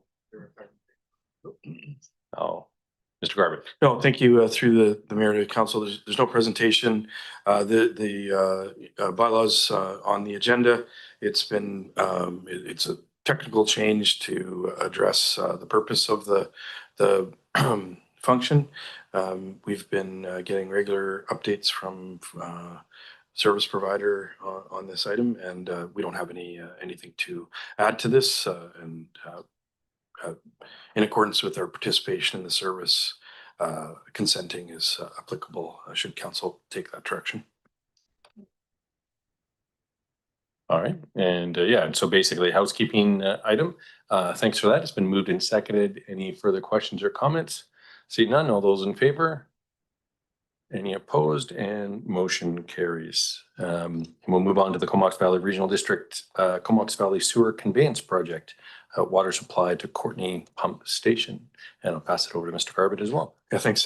Just to facilitate the discussion, we don't have a staff report on this. It's a quirk in our bylaw that we now have a property that is outside our municipal boundary that requires servicing, and staff support the request. All right, it's been moved and seconded. I don't see any questions or comments. All those in favor? And motion carries. And we'll move into Comox Valley Airport YQQ BC Air Access Program Grant request for letter of support. Excellent. Been moved and seconded. Any questions or comments? Seeing none. All those in favor? Any opposed? And motion carries. And that letter is required by the end of the week. So it's good to see that happening. 7.4, Courtney Air Park Association BC Air Access Program. Sounds very familiar. Request for letter of support. It's been moved and seconded. And Councillor Moore. Yeah, just very briefly, both of these support letters it's good news story that that the air park is looking to electrify and solarize, or whatever the verb is for that, the facilities down there. Thank you. Thanks for that, Councillor Moran. And with that, all those in favor? Any opposed? And that motion carries as well. And we'll move into item 8.1, Community and Social Development Framework and Action Plan Update. And I'll pass it over to Ms. Bays or Mr. Garbutt. Thank you, Mayor. Through you and council, Joanne Bays, our community development coordinators, can introduce a report and recommendation for for council's consideration, which is to receive the action plan update. Thank you, through Mayor and Council. I'm really delighted to present an update on the progress with the Community and Social Development Plan. And I'm going to focus on what's happened since the last presentation, specifically the 2 strategies that were approved to inform the plan. And those strategies, one was a neighborhood network strategy, which was focused on place-based community development to strengthen neighborhood connections, resilience, and cohesion. And the other was a Better Together strategy, which was essentially focusing on partnerships, coordination, and capacity among service organizations and collaborative tables who are working in the social development and area, with an emphasis, this collaboration, with an emphasis on upstream and preventive action. So trying to move our work a bit upstream. I'm really happy to say that we have had some considerable progress over this past few months. We've moved from a discovery phase to planning, and we're well into activation. In the key milestones in this period included hiring, retaining consultant teams to help roll out these two strategies. One team is the Urban Matters. Sorry, I've got a frog in my throat. Urban Matters, and they're primarily responsible for the rollout of the Better Together strategy, the planning and the activation of that. They are also taking on responsibility for the overall evaluation of the whole CSDA initiative, our CSD initiative. And then we have Pollinate, and that team is responsible primarily for the activation of the neighborhood network strategy and supporting the evaluation efforts. During this term, we also developed a communications strategy and have started implementing that. We actually have a new website pages that just went up yesterday, and postcards and a number of other things. We've also started the evaluation. We have an evaluation plan and tools developed and underway. And finally, we are, I guess, we've developed the strategy, the actual roadmap to move these things forward. I'm pretty excited about both of these pieces. The neighborhood network strategy in particular, we've established criteria. We're going to have a pilot of 4 different neighborhoods, a minimum of 4 different neighborhoods who will be engaged in this strategy. And the focus is to build, as I said, social cohesion, to support community resilience, identity, and communications amongst neighbors. And so we've developed criteria for participation. The animator has conducted outreach using a snowball technique and following criteria to establish the neighborhoods, which ones we're going to move with. And some people have asked about what is that criteria, and basically we're looking, a big piece is, do we have champions who are ready to move it forward? This isn't going to be community-led, it's neighborhood-led. And geographic representation, of course, following the cardinal directions of the OCP. And so we've got 4 neighborhoods coming into view, 2 that are firmly going to move forward. One is the Old Orchard / downtown network. Is a huge boundaries, taking all of sort of Anderson Flats, the historic district, which we tend to call Old Orchard, a little piece up by the railroad track, and even up to 5th Street, so including some of the downtown businesses. And then, and they're very focused on social engagement activities to bring people together to actually norm and storm and form this larger, more diverse network. And then there is the Urquhart Lake Trail neighborhood network, a little tiny funky group that's between 5th and 15th along Urquhart. And they're very much into skill building, and they want to do a placemaking project, so laneway perhaps. So anyway, we've got a couple going, we've got a couple more on the way, perhaps even 3, something perhaps in apartments. I also wanted to point out that Sandwick and Braidwood neighborhood has been engaged and will probably be a 3rd. So we're trying to get the geographic representation as well. So the neighborhood network stuff is working well. The animators out there pulling together groups.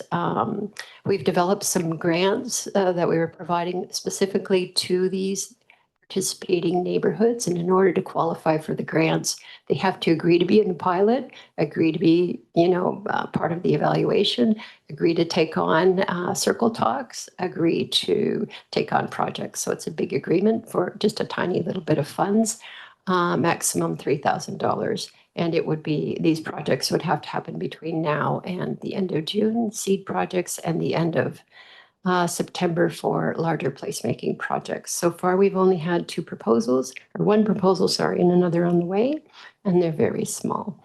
So that's going as we expected. And then the Better Together, which is the larger, broader piece of this, which is bringing together these leads of these different organizations who are championing work in all of the determinant areas of health. We had, and we're helping them to, first of all, look at the landscape and try to see where we have services, gaps in services, duplications of services, places we might come together and coalesce and get priority actions done, and also to figure out what our role is. So this is a huge piece, and in this period, we have the Urban Matters team has initiated research to look at the plans of all these organizations to pull out where they are at in a continuum of work that might be done to advance social development. So from the crisis work that we find we're involved in mostly, to creating parallel systems, alternatives to what we're already doing, to policy. So they'll be looking at these plans. And we had a big soft launch inviting everybody to develop the vision and the values. And so now the next step is to bring those that research back to the large group and spend a couple of workshops together where we'll validate our findings. Do we have it right? Have we missed it? Anything? Is there a place where we might work together and really coordinate and coalesce efforts, one or two priority areas, and what would be each of our roles in that? And so those are the next steps. All is going well, and I'm open for questions, and the recommendation is yes, just to receive the report. Excellent. Thanks very much. And I was following along the acronym. There's only really one acronym, the CSD one, but in the project timeline graph, it does adjust those letters a little bit. So in one of the things, it actually says, what was it? CDS instead. So, and then I was looking for what that stood for, but I'm pretty sure it's just a juxtaposition of letters. Probably. Sorry, Yeah. I'm getting dyslexic or something. But well, I would community and social development. It was probably spelled. It was probably yeah. Fair enough. But other than that, I'll pass it over to Councillor Hillian. Thanks, Mayor, and thanks, Joanne. I think that the work you're doing will become more tangible once we actually have the neighborhood groups identifying projects that we can actually describe. And but I just want to acknowledge that I've been to two events that you've coordinated. One was a presentation to the Social Planning Society with over 30 representatives of local agencies. The other was a larger event with probably over 100 people, and I thought you did an excellent job of presenting it both. And I thought that both events that I attended showed evidence of community being receptive to this work, which is really about finding the appropriate place for the city to intervene in the many social challenges in our community that we often get called upon to respond to. So thanks for your work in this regard. Thanks, Councillor Hillian and Councillor Frisch. Yeah, thanks, Mayor, and thanks for the presentation. I had a question about the Better Together strategy and who sort of the main players are right now in that strategy. The main, I guess it's organizations that you're targeting, existing ones, I would assume. It's primarily the leads of organizations who are championing work in each of the determinant areas. So primarily, I want to be clear that we also have leads in local government who surround us, who are working in this area.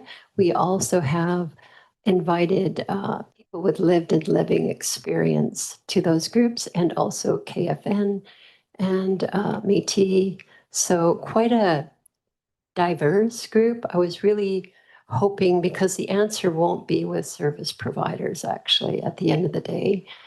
I think the answer is going to be part of that, of course, but we want to move to a place where we don't have to be providing so many services, and we want to bring some of the people in who are change agents, right?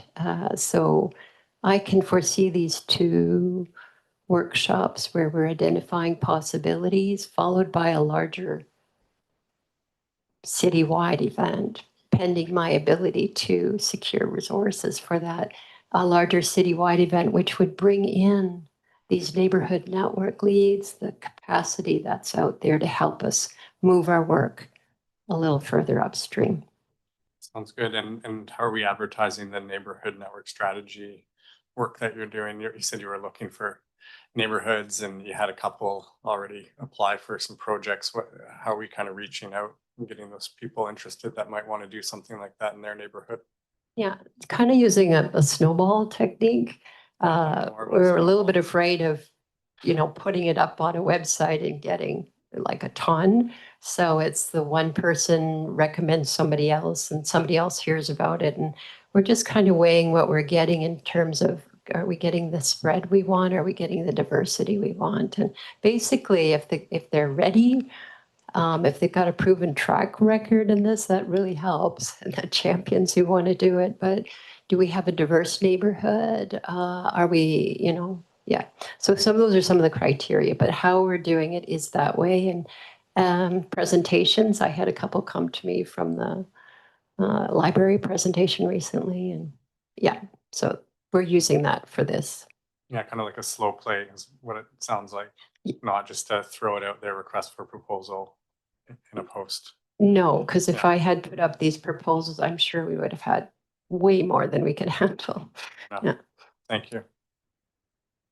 Thanks, Councillor Frisch and Councillor Moore. Didn't realize my light was on. Well, it's and the microphones are going on and off, so Yeah. maybe you can leave your microphone on next time as well. Thank you so much for the presentation. Of course, some of us already had the pleasure of seeing the presentation at social planning. And you know that you're starting with 4 pilot neighborhoods, and then you'll do all the evaluation and see what comes out of that. Is there a goal for down the road? Is there a target per year or in terms of the neighborhoods? Or are you just going to start with the 4 and see how that all goes and how it rolls out? Yeah, I think we're just starting with the 4. I mean, I wish I could have a target so to know that we're going to do this year after year after Right. year, but we're going to start with the 4. But I can say already, it's really about the capacity of the neighborhoods that we bring on and the animator and my own, like how many. So what that'll come through the evaluation, what we're thinking per year. 4 seem to be, but the Old Orchard one, for instance, I don't know what I should call Old Orchard / downtown, is probably 4 neighborhoods. So we're calling 1. And then, so we'll find those numbers as it's organic that way. Right. I don't know if Susie wanted to answer something. Do you want to jump in, Yes, Ms. Saunders? please. Yeah. Thank you through the mayor to Councillor Moore, just to build on what Ms. Bates said.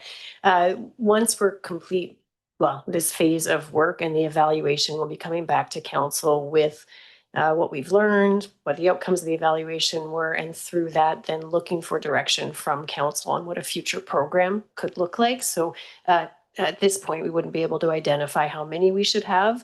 But through this process, even just the process of identifying neighborhoods, we're capturing what we're learning from that, the experience, what's successful, what's not, and that'll all be built into a future proposal for council's consideration. And then that's where we would set some of those targets, whether it's funding or numbers, et cetera. So we'd be back to council for looking for that direction based on recommendations from this experience.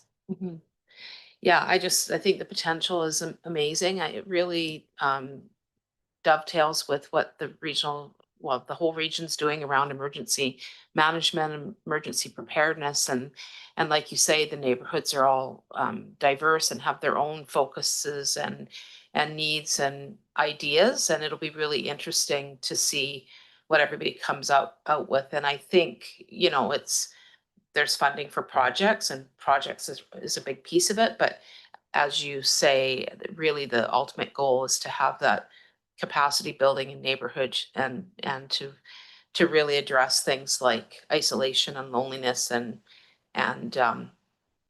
all the things, food security and helping neighbors and people feeling more of a sense of belonging. So I thank you for your work, and it's great to see the start of some of those tangibles coming forward. Thank you.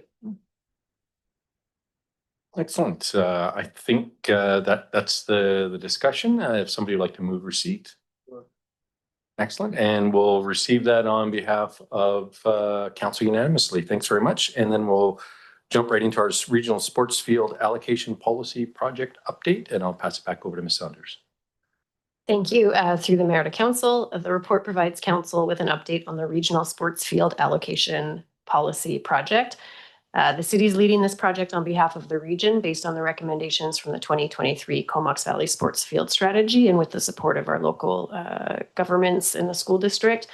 The purpose of the project is to develop a consistent approach to allocating fields across the region, as well as a consistent approach to field fees, and also developing recommendations for implementation of a central booking agency for all fields in the valley, which is currently proposed to be the city of Courtenay.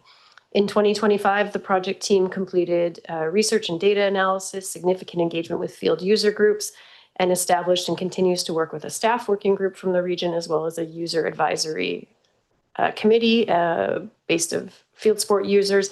And we've presented our initial findings to the staff and advisory committee. So we're now shifting into drafting allocation fee and booking guiding policies and principles, which once finalized would form the development of the final policies. The draft guiding principles being reviewed are outlined in the report. And just to summarize, there's guiding principles being considered around allocation, which is really focused on balancing both tenured and emerging sport groups in an equitable manner, and focusing on aligning the right sports with the right field with the right amount of time. It sounds simple, but it's quite complex and difficult. But that's a key priority for us, is to make sure that there's equitable access to sport fields, and that what we're proposing isn't so disruptive as to sort of impact current sports groups as well.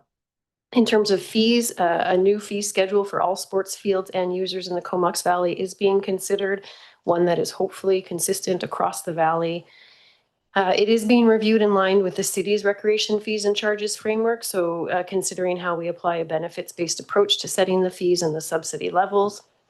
To date, the user groups have indicated general support for fees, including youth fees, if they result in improved service levels and or field quality and amenities. For booking, Courtenay, acting as the single booking office, is being proposed along with a regional committee reflective of our partner organizations to support the implementation of allocation policies. We expect the draft policies to be complete in early spring this year, following which each jurisdiction will have to review and approve the recommended policies, including any fee bylaws respectively. All of this requires significant coordination and collaboration, not just at the staff level, but also at the elected officials level. As such, staff and consultants will be presenting the findings and recommendations to date at an upcoming elected officials forum, and that'll include the school district as well. If we're able to proceed with the timeline as outlined, we would be looking to initiate implementation as early as September 2026, with a priority on the artificial turf. There's a new artificial turf expected to come online later this spring, early this summer.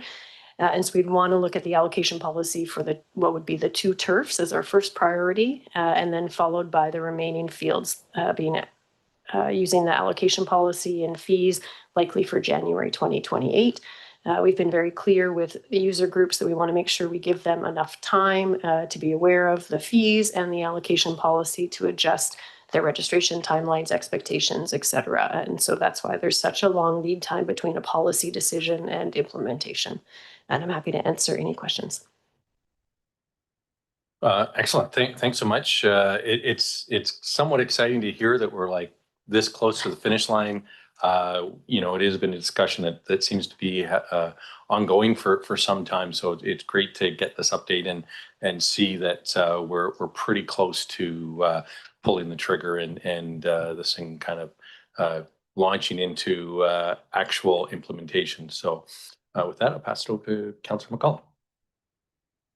Yeah, similar comments. It's great to see this moving ahead, and that it seems like it's been fairly well received by those that we've engaged with. I think that willingness to take on these changes and the relatively good acceptance of the possibility of fee changes probably reflects that there's a real recognition that fields are a finite resource, and having good policy in place that makes it clear and fair on who gets what when is probably overdue.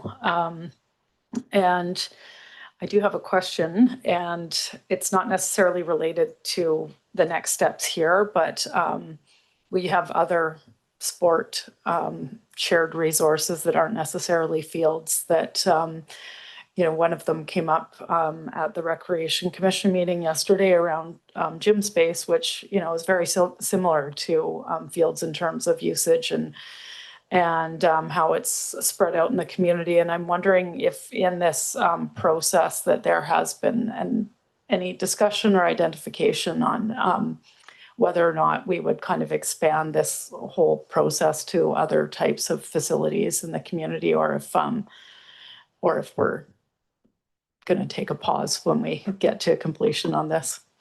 Thank you, through the mayor, to Councillor McCollum.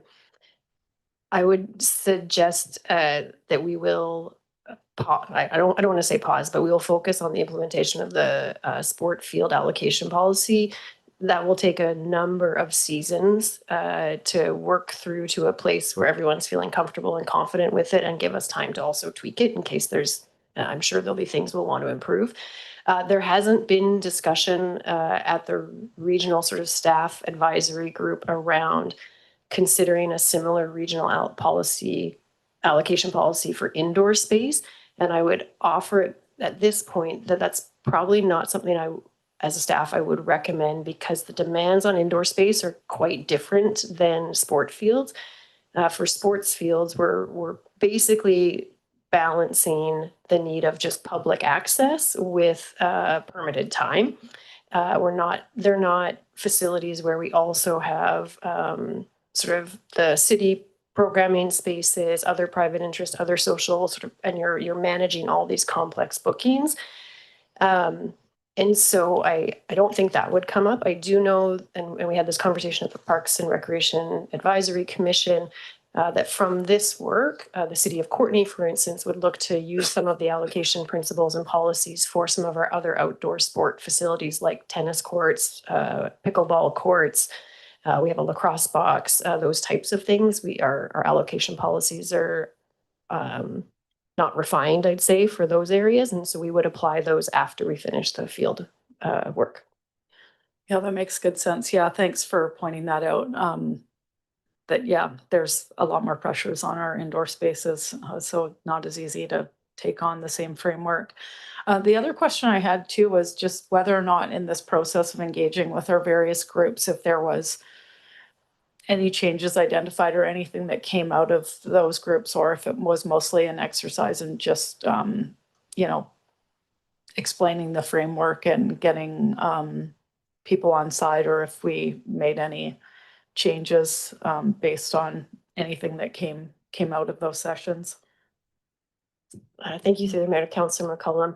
I think the group's feedback to date has been mostly focused on implementation and how it will be implemented. And that's where I think they've, for example, when we start to talk about a single allocate or booking agency, we start to talk about seasonal booking timelines and allocation, and understanding from all these sports with a variety of seasons and timings when those best moments are during the year to plan for their future allocations, and how the interaction between the allocation and their registration happen, and the timing of those two things. So really wanting to make sure that whichever processes we put in place will also work for the sports groups as they do their registration, communication with families, etc. I think understanding the implementation of fees and how we go about doing that in a way that is both around equity and sustainability, but also understanding that fees are a way to prevent some of the block booking, not prevent, but reduce block booking, where now if there's no fee involved, sports groups are holding entire fields, and whether they use it or not, there's no financial impact to the club to do that. So those are some of the conversations I think where there's a lot of value. The other one we're having is around how we manage the historical tenure of large sports and the amount of field time they need. while also trying to create space for new sports as they come forward. And that's really difficult because sometimes it could result in folks having to give up time. So we've proposed some ways of managing the growth of large sports so that they have limits to the amount of field time they can grow in a single year, based on a percentage of what they already have. Otherwise, they kind of grow exponentially, and it's really hard for small groups to get space. So we've been testing some of those really kind of detailed, specific things with the groups, as well as how we establish their baselines. So how do we do an audit at the beginning of this process to make sure everyone has the appropriate amount based on the standards of play for their sport, and use that as our baseline and what an audit process might look like, every 5 years. So I think it's in those level of details where the sports groups are particularly interested, and we're particularly interested in making sure we don't do something that throws a wrench in their registration plans, timelines, et cetera. Yeah, that's really interesting. It's good understanding of how complex the whole thing is when you really get down to the nuts and bolts of having it get down to various club levels. So thanks for that. Thanks, Councillor McCollum, for your comments, and excellent. Thank you very much. And we'll receive that unanimously for council, and we'll move into council resolutions. And as mayor, I do have the elect respect support motion in front of us. Okay. Okay, it's been moved and seconded. We did have a discussion during the delegation portion of this, so I think we covered most of the topics. I'm not sure if anybody has any further comments they'd like to make, and I'll pass it over to Councillor Moore. Thanks, Mayor. Yeah, I think it's all outlined in the motion in terms of next steps. Obviously, this is symbolic. We hope that people will put it into practice, obviously. But I know you're going to be sending it to UBCM and all those organizations, and I'm just looking, it's going out to the other local governments, is it, or? I don't believe the other local governments are on this list, but that could be something that I think would be relatively easy to add local governments in Comox First Nation possibly. Yeah, I mean, I know it means them putting it on an agenda and, some of the same people looking at it again, but I think it would be good to have a regional approach. And I thought the comments earlier were good around how this is not about shutting down commentary. It's really about the stuff that crosses the line. And there's a lot of it. And we've had some local examples. We've had some particularly female leaders who've had to file police reports, et cetera. Actually, we've got kind of a per capita. I think we have a fairly high number for the limited number of elected officials we have in terms of police investigations and things like that for harassment. So, a lot of the stuff that goes on, people don't even hear about, but it does happen. So, I think it'd be good to have a united front, and I'm really hoping that although this is symbolic and it's a statement, that people put it into practice, because we know that words on a screen does turn into behavior. The behaviors that we see they start somewhere, and it's usually with those comments. Thanks. Thanks very much. And yeah, I mean, the idea that what we really want to have as an outcome here is more people involved from across the spectrum of all perspectives, but feeling comfortable they can speak their mind without fear of being bullied or intimidated. Thanks. And I don't see any other comments. So sorry, can I clarify, was that a friendly amendment, or are we leaving the motion as is? Yeah. I think a friendly amendment to add local governments. To add regional, local governments and Comox First Nation in the distribution. Thanks for that, Councillor Morin. And I think that is absolutely appropriate. And with that, all those in favor? Any opposed? And motion carries.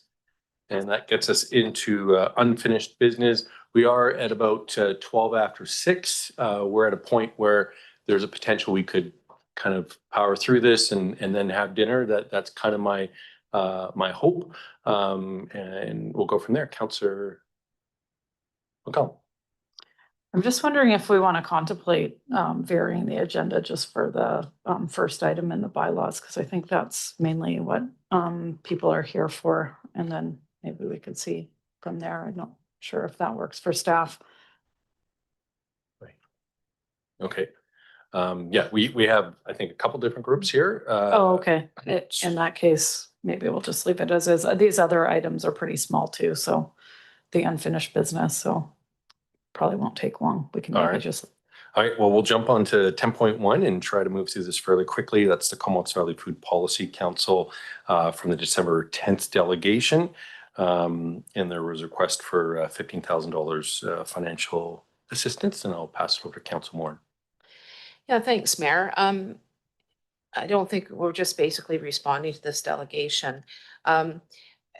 Unfortunately, we didn't really get clarification from the group about what happened with the funding through the regional district, because I would think this group would be able to apply for one of the grants. So I'm not quite sure what happened there. I know that I think the presentation really outlined some of the work that the group would like to do with the city in terms of advancing the food systems recommendations in the OCP, as well as some other things that fit into what we're doing. They talk about the emergency preparedness piece, which I think also really fits in with the strategy that Ms. Bays was talking about earlier, and things like the ecosystem resilience and promoting, pollinator habitat. And we know that Comox has a designation now, and I really don't like it when Comox gets a designation before we do on these things. But so I guess I'm proposing that we do provide a little bit of funding. I recognize that we shouldn't be paying the whole bit, and that other local governments should step up. But I would propose that I'd like to move that the Comox Valley Food Policy Council's request be granted for half of that amount, not to be included in the motion, but $7,500 to be allocated from the Council Initiatives Fund. And further, that staff meet with Food Policy Council members for an initial discussion to explore potential collaboration to advance recommendations in the food systems chapter of Courtney's official community plan. And that's the motion if someone's, okay. And I know that is already in our strategic priorities, engaging with the Food Policy Council to identify needs. And I don't anticipate this to be a big workload item, and recognizing we are going to go into a new term. But I think it would be helpful to start having some of those conversations before the end of the term, just to get that going. Recognizing that staff I know is in contact with this council, and hoping that other local governments maybe come on to help support some of the initiatives that the Food Policy Council is. They actually are doing a lot of stuff, but it's not that well known necessarily. And to that end, would you want to have other local governments included on the motion if it passes, just so that there's they get that information and know? I'd rather have the Food Policy Council leave it up to them to present to the other local governments and work that out. Okay. I did check quite a while ago now with Mr. Lagenmeyer around what was in the Council Initiatives Fund. There is a little bit of money still there, I believe. So I'm pretty sure that's what the answer was before. Anyway, that's what I propose, and leave it open to other comments. Thanks. All right, and Mr. Garvey? Sorry, if I may, I just want to insert myself in this discussion. Council, just for council's reference, when we did our strategic plan update, we did remove working on the food initiatives from the 2026 work. So we don't have staff time dedicated towards that. Council may have some monies available. I just want to remind council of the direction that we had. Sorry, I was thinking that was 2025, not 2026. Thanks. Thanks, Councillor Moran and Councillor Frisch.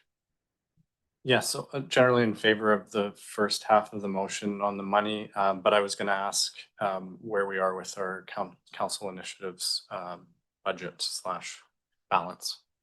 Mr. Leggemeyer. Well, being a new year, we have the full budget again, and the normal budget is $75,000. From the initial financial plan committee of the whole work in November, there's been no changes to that number for 26. Okay, thank you for that. So that's 10%. And I did have a concern about moving to ask staff to have more discussions with them if it's not on our current priority list.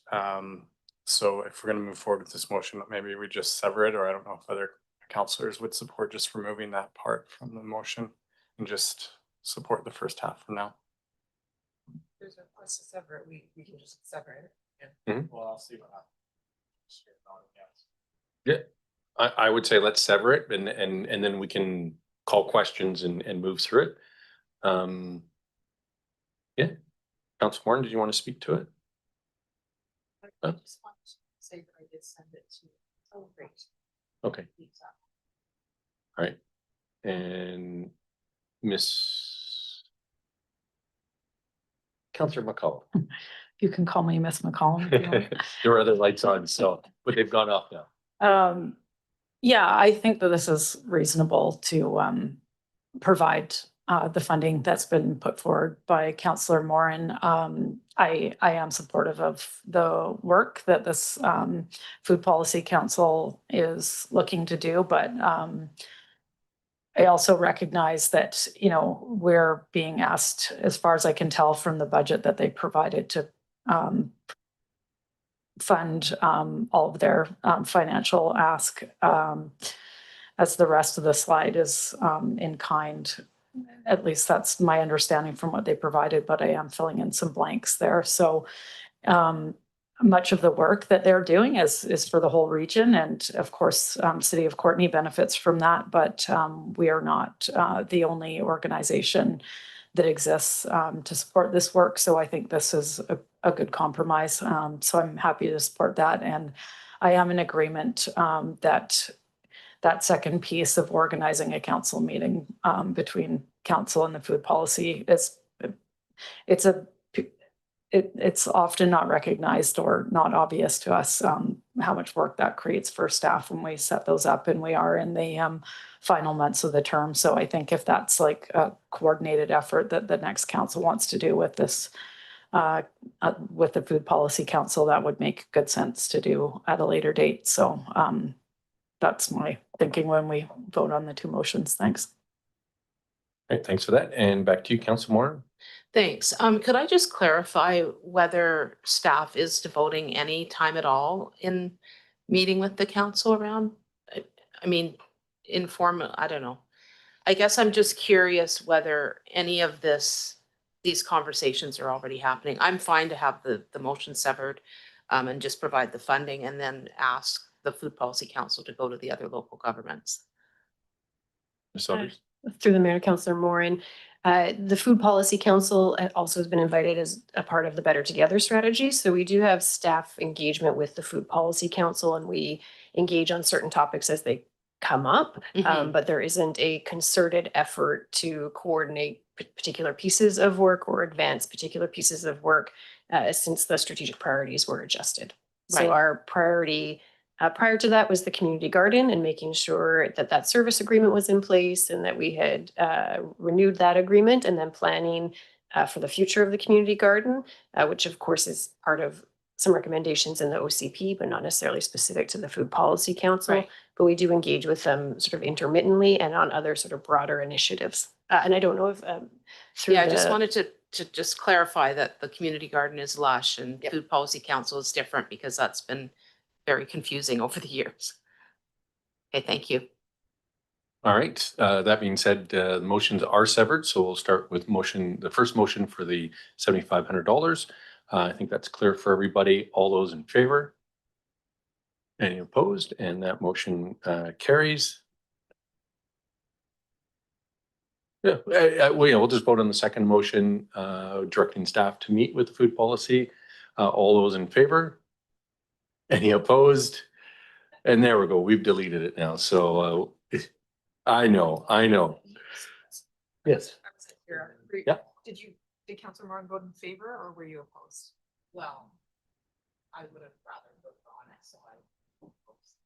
Yeah, I think it was unanimously opposed. Yeah, Mr. Garbutt. Thank you, the Mayor.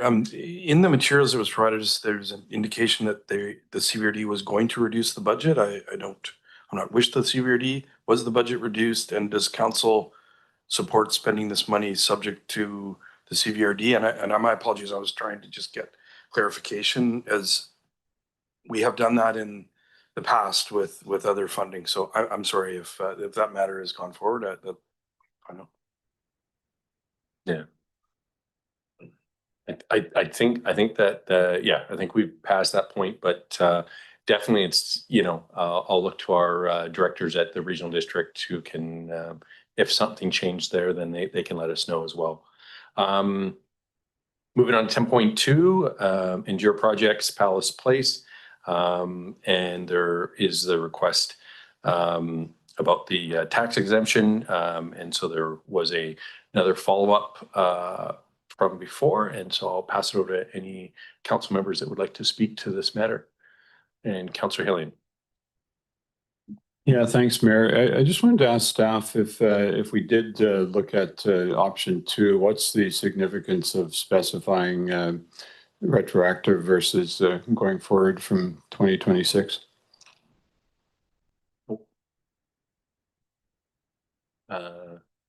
Ms. O'Connell. Thanks very much. So, sorry, I'm just pulling up the correspondence again. So essentially there were the request was essentially to reconsider the level of the tax exemption itself. In order for council to reconsider it, you would have to rescind your previous motions or reconsider your previous motions through a motion to suspend the rule, which would require more than the majority of council to support. Even then, I would prefer to get a bit more direction from council to explore the legal options as far as how we could go about that. Essentially, the information that I have around whether or not council has the ability to reconsider it right now is that you really don't. That said, if you want me to see whether or not there's opportunities to pass that motion to suspend the rules, which is not the question I had asked of our legal counsel at the beginning, that's something I could definitely go ahead and do. However, the effect, if we're able to undertake that, would be the same, where the previous tax exemptions would be removed. The developer would be required to repay the taxes that had been previously exempted, and the new exemption would only apply to future tax years. So the question still is, council would not really have an opportunity to make the taxes whole or the exemption whole in that case. And that option as well has not been explored with the requester as to whether or not that would be an acceptable resolution at the end of it. So if council would like to explore all potential options within our authorities, I would need direction to undertake that work. Yeah, my inclination is to ask for a report with options moving forward rather than retroactively, but I'll see what other people think. Thanks. Thanks, Councillor Hillian and Councillor Frisch. Yeah, thanks, Mayor. As I stated the last meeting, I'm also inclined to ask staff to report back with options to provide the revitalization tax exemption. And my reasoning for that was stated last time, that we put this bylaw through to get this exact development. We got this development, and somewhere along the line, it didn't work out to fit the bylaw. So, and I am also inclined to just move forward and do the best we can. So my apologies. I don't think I'm going to support retroactively, but I'd like to get staff to report back on 100% tax revitalization exemption to Palace Place for 2026, I believe would be the right wording for that. Okay. And are you making a movement? Sure, I'll make that a motion if that's okay. Okay, so that's a motion now. Okay, and do you want to speak any further to the motion? That's fine. Thanks. I'll leave it at that now. And Councilor McCollum. Yeah, my recollection is we had a pretty detailed discussion around this once already. I received information that, you know, there was maybe a different way to have calculated it, and perhaps our bylaw should look at other things. I think we are doing a review of it through the downtown local area plan currently, so I don't see a need to provide further direction on that right now. We have already directed staff to come back on that, and I don't have an appetite to review this again. This is not the first time it's come here, and I think that it was handled as fairly with the information that we had at the time. And my inclination is that we focus on providing fast turnaround with applications for downtown development, and that we get rid of this or adjust it in some way, because I don't think it's actually done what we've wanted it to in the 8 years I've been on council, and I'm inclined to take a different approach. And I think we'll be getting some more information around that at some point, and I'm happy to discuss that then. Thanks. Thanks for that comment. I don't see any further questions or comments at this point. I saw a movement there, but seeing that there's no further questions or comments, I'll call the question. All those in favor of the motion on the screen? Any opposed? And motion carries with Councillor Moore and Councillor McCollum opposed. And next we have item 11.1.1, amenity cost charges bylaw number 3207. And I'll pass it over to Ms. O'Connell. Thanks very much. So as you may recall, at the last meeting, council provided direction to staff to bring forward the bylaw to undertake and authorize the ACC charges. So that is the bylaw that is before council based on the decisions made at the previous meeting. I have support from Nancy Henderson here from Urban Systems, who has been substantially involved in this project in order to help answer any technical questions that council may have. The cover report really just outlines some of the background, is a reminder of some of the options that were considered in the policy discussion, and essentially sums it up into where we are today, and then includes we're seeking direction from council to twin the timing of the ACC bylaw final adoption reading with the DCC bylaw final adoption reading upon its return from the minister's office the inspector's office. And essentially the intent of that twinning or that combined time is to provide some anticipatable and an ease of implementation. So we're not having to phase in different cost charges at different times, but actually aligning them together to have one calculation and one impact at the same time. Okay. All right. Thanks very much for that. I'll look to council, and I have Councillor Hillian. I suppose I have one technical question. If this was passed, how long would it take for it actually to be implemented?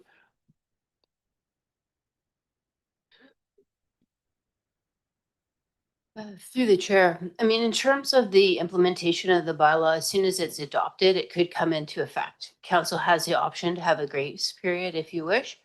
However, the intention, as noted by Ms. O'Connell, was to bring it in alignment with the DCC adoption. So that's currently with the ministry.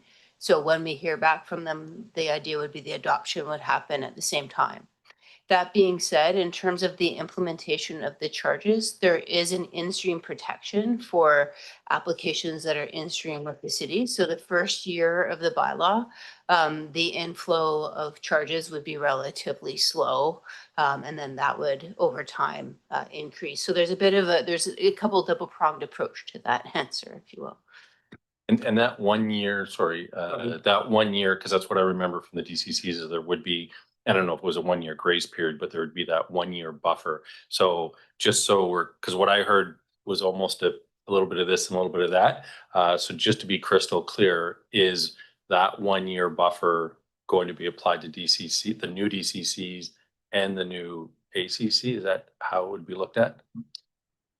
Mr. Mayor, so there's actually a difference in terminology between grace period and the in-stream protection, just to be clear. Okay. So grace period would be, and you could do this with your DCC bylaw if you wish, is you could adopt it on February 1st and say it's going to come into effect on April 1st. The in-stream protection is from the date of the adoption of the bylaw. So even if you have that grace period, that in-stream protection would take place from the adoption of the bylaw. If you have those complete precursor applications in, they would have the 1 year to get their building permit essentially issued. And then if they can do that in the 1 year, then they would not be subjected to the ACC.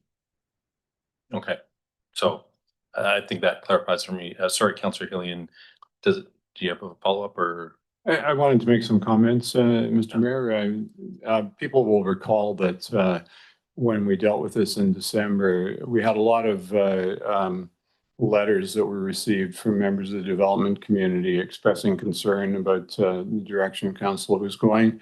And there was also a view expressed that there hadn't been adequate engagement with the development community. Some of us did have the opportunity to meet with representatives of the development community since then. And I just wanted to share some of the feedback that was received and ask staff to comment on it to help us come to a decision on this. So first of all, one of the assertions was that the growth projections that we're working with are unlikely to be met due to the slowdown in both immigration and other economic factors. That the small scale multi-unit legislation and process won't provide the housing projected as many local builders don't see it as economical to build. There's a view that the market can't absorb the $200 million project cost that we've identified. There's a view that our staff reports didn't accurately portray developer feedback. There is, I think, a desire for more robust engagement on an ongoing basis. There's also a concern that some of the consultants might not have had as sufficient local knowledge of market conditions and such.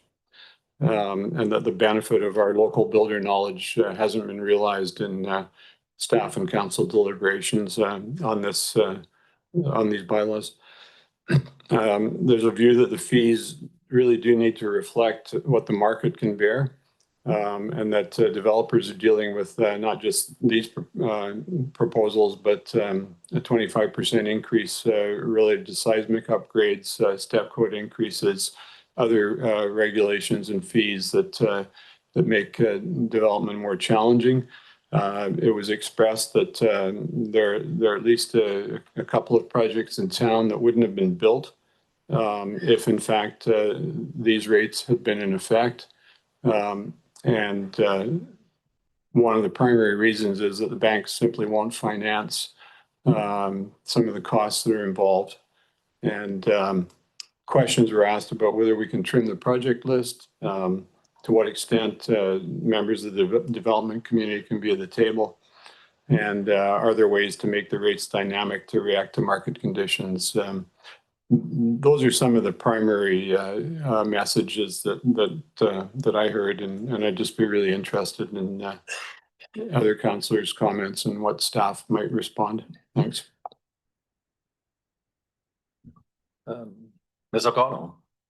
Thanks very much. So for Councillor Hillian, there's the items that you've just spoken to, and I've done my best to try and jot them all down so I understand. Some of the comments that you're relaying actually speak to the professional capabilities of both staff and the consultants. If council would like us to look into those accusations that are being made, we could absolutely do that. I'm not interested in getting into a debate at this point, and I'm not sure if that was the intent. However, components like that staff reports didn't accurately portray developer feedback, it would be nice to know where that concern is raised from relative to the many examples and opportunities where we did engage specifically the development community in a very intentional and comprehensive way with a plan that was endorsed by council. The desire for a more robust engagement, that is always an option. The engagement can be enhanced with the understanding that that is a service level increase and would require the resources in order to provide that service level increase. So in the future, if council wants us to go back on this one, we can definitely do that, but it will require reprioritization of 2026 work plan items as well as the resources necessary to undertake that work as a priority item. In regard to consultants not having sufficient local knowledge on market conditions, again, that is a significant comment and commentary on professional firms that we rely on in order to inform these policy decisions so council can make the informed decision.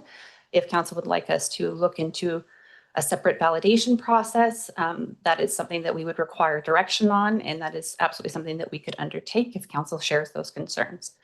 As far as the technical questions in regards to whether or not we can trim the project list. I have projects in town that would not have been built if rates had been cut. That is a very hard thing to cast back on and to validate those kinds of comments.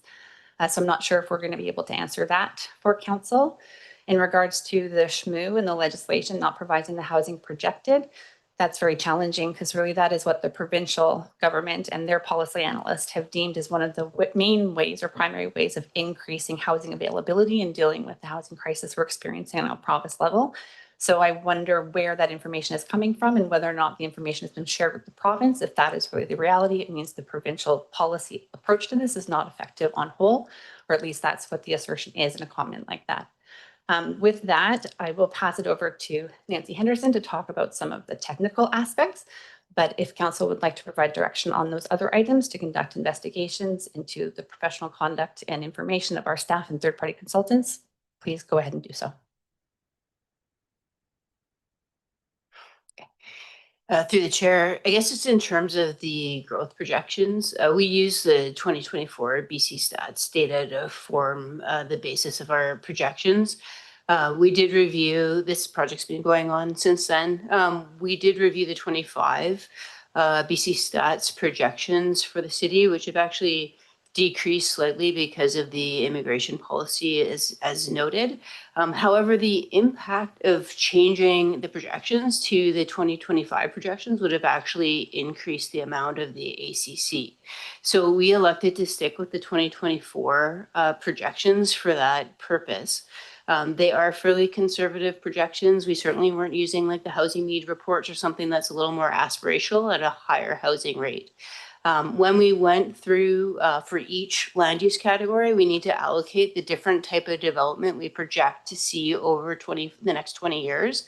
The amount that was allocated to the low density amount where, that's most of the SHMU housing falls into that, is actually a very low number. So it wasn't using the province's SHMU projections that we've used in other studies and aspects. So I know sometimes there might be a bit of confusion there because we have used those projections in other work, but it was, I think, about a 10% allocation to the low density charge.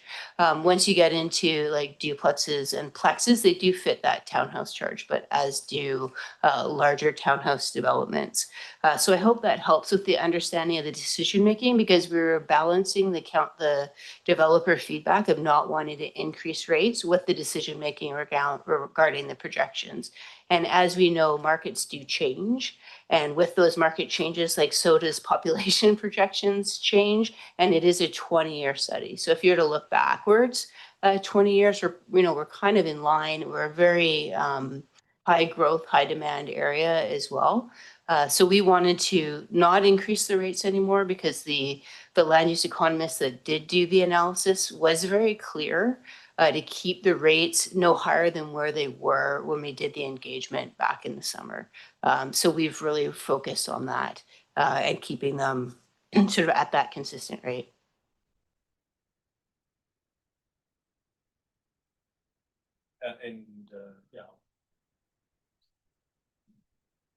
Thanks, Mayor. I just want to clarify, thanks to staff for those responses. It certainly wasn't my intent to attack or challenge the qualifications of staff or consultants, but merely to share opinions that have been expressed in the consultations that took place, where primarily the feeling was that these changes are going to have a significant impact on the housing targets that we have and the ability of our local builders to achieve them. Thanks. Thanks for that clarification, Councillor Hilliard and Mr. Garber. Thank you, Mr. Mayor. Through the council as a whole, we and our professional work that we do are acting on council's direction. And as you heard earlier today about the desires to manage the costs to the community, we have a limited number of opportunities, and the province has significantly altered what's accessible to municipalities. And in the past, a number of these amenities would actually been levered out of development applications. And so we actually have a limited tools now that we can work through on this. And what's come forward is what council has identified as these sort of priorities for us. We can appreciate there's entrepreneurs that are investing in this community and have for many years. And we wouldn't be in a position to have any kind of housing unless people built those houses. So it's a very, very difficult challenge in front of us. I would say that particularly with the ACCs, our Director of Development Services, our previous Director of Development Services insisted that we have an economic analysis as it relates to these ACCs. Other communities in the valley that have brought forward ACCs have not undertaken that work. And so we actually took that extra step. And so again, if the outcome of the work from third-party consultants is actually insufficient, it's a step that we actually took recognizing how impactful these could be. And council may recall that the levies that we were trying to do around other amenities, have been also very challenging in the community. So I offer that we find ourselves in a situation where is growth going to proceed? Is this going to impact growth? We also are now absorbing the concept and the shared understanding that CFP Comox and its expansion is actually going to now have actually known pressure inside the community. So most of our development growth was kind of unknown and we react, but lots of discussions have been happening, and we know at a minimum, this kind of job growth is going to be there, which will require the housing. And so, I offer that having projections are extremely challenging at the best of times, and now we have this combination of potential economic changes. But at the same time, we know there's going to be direct investment in a jurisdiction that's going to directly impact the city of Courtenay and needed housing. And so we're working as best we can with the development community, balancing the costs and needs to address this new growth in the community. And at this point, your staff have provided to you, and I've endorsed a report to take forward. Council can provide us with political direction in this regard, and we'll respond. I would say the timing of this work relative to what's about to happen in November, and I will say that if we get alternative direction to do a significant amount of work, we're butting up right up against the next coming changes. And so with the issues at hand, it would be important work that we would have to prioritize in the next very short period of time, and it would be likely very difficult to adjust that. Having said that, though, clear direction has been given to council to stay on top of these things, to make sure they're accurate, timely, and at the cutting edge of what development is needed. We have a number of needs inside the community. Primarily, this amenity cost charge is related to the outdoor pool. If what has been presented to council has been adjusted because of the cost of the pool. And so we will have to re-engage and understand those things, because there are important community growth impacted amenities that are not included in this, recognizing the fact that there is this big priority project. So this is a long-winded way of saying that what's in front of council reflects what council has asked us to do. It's consistent with our capital projects. It's consistent with our strategic priorities. It's consistent with what the community plan has asked us for, and it responds to what the provincial direction has been. And our staff serve at your direction, and we will ultimately take that. Thanks, Mr. Garbutt. And I think one of the other comments was if it's not on the list, we also can't apply for grants for it either. So that's one of the challenges. If it goes off the list, then I believe that was another thing, Mr. Garbutt. Sorry, Mr. Mayor. No, we typically any grants require matching budget funds, but no, it would not have to be in an ACC list for us to apply for a grant. And staff could correct me if I've answered incorrectly. All right. I think, Mr. Mayor, what you're referring to is the promise from the federal government to provide relief around DCC and ACC costs to developers. Yeah. The policy approach or the policy options as to how that money will flow, who it'll flow to, what it will cover, and whether or not a cost sharing approach will be included has not been announced. We don't have any early indications at this time. However, if the federal government, as they've stated, is to offset the cost of DCCs, not having a project on the list would likely make that project ineligible to access that federal funding. Yeah. And that's kind of how I'm interpreting it as well. So, again, it's a bit of an unknown, but definitely big moves coming later this year. So, Mr. Garbutt. Also want to clarify the topic of discussion is amenity cost charges, not development cost charges. And the federal government didn't talk about funding ACCs. So just to keep us on the matter on the agenda. Thanks for that clarification. Councillor Moore. Great, thanks, Mayor. My question is around the grace period, not the in-stream protection. So I heard you say that when and if it comes back, the bylaw would be enacted, but we could delay when it's enacted. Is that correct? Right. Through the chair, it is possible for council to adopt a bylaw and set a date for when it becomes, the charges become in effect. That could be beyond the date of adoption. Okay. And that's an option for council, just keeping in mind the in-stream protection is from the date of adoption, not the date of the grace period. The date, from the date of adoption. Okay. All right. I just was trying to think of a way that we could maybe extend the grace period. That doesn't look like that'll fit. Thanks. Thanks, Councillor Warren and Councillor Frisch. Yeah, thanks, Mayor. I'll just highlight that, this issue has input from so many different perspectives. Us at the table, we see it differently than the construction industry. We see it differently than staff. We see it differently than people who already own a house versus people who want to buy a house. So our job obviously is to balance that all out. And I don't think anyone's pointing fingers. It's just everyone has a different perspective and we all have to figure out what the solution is.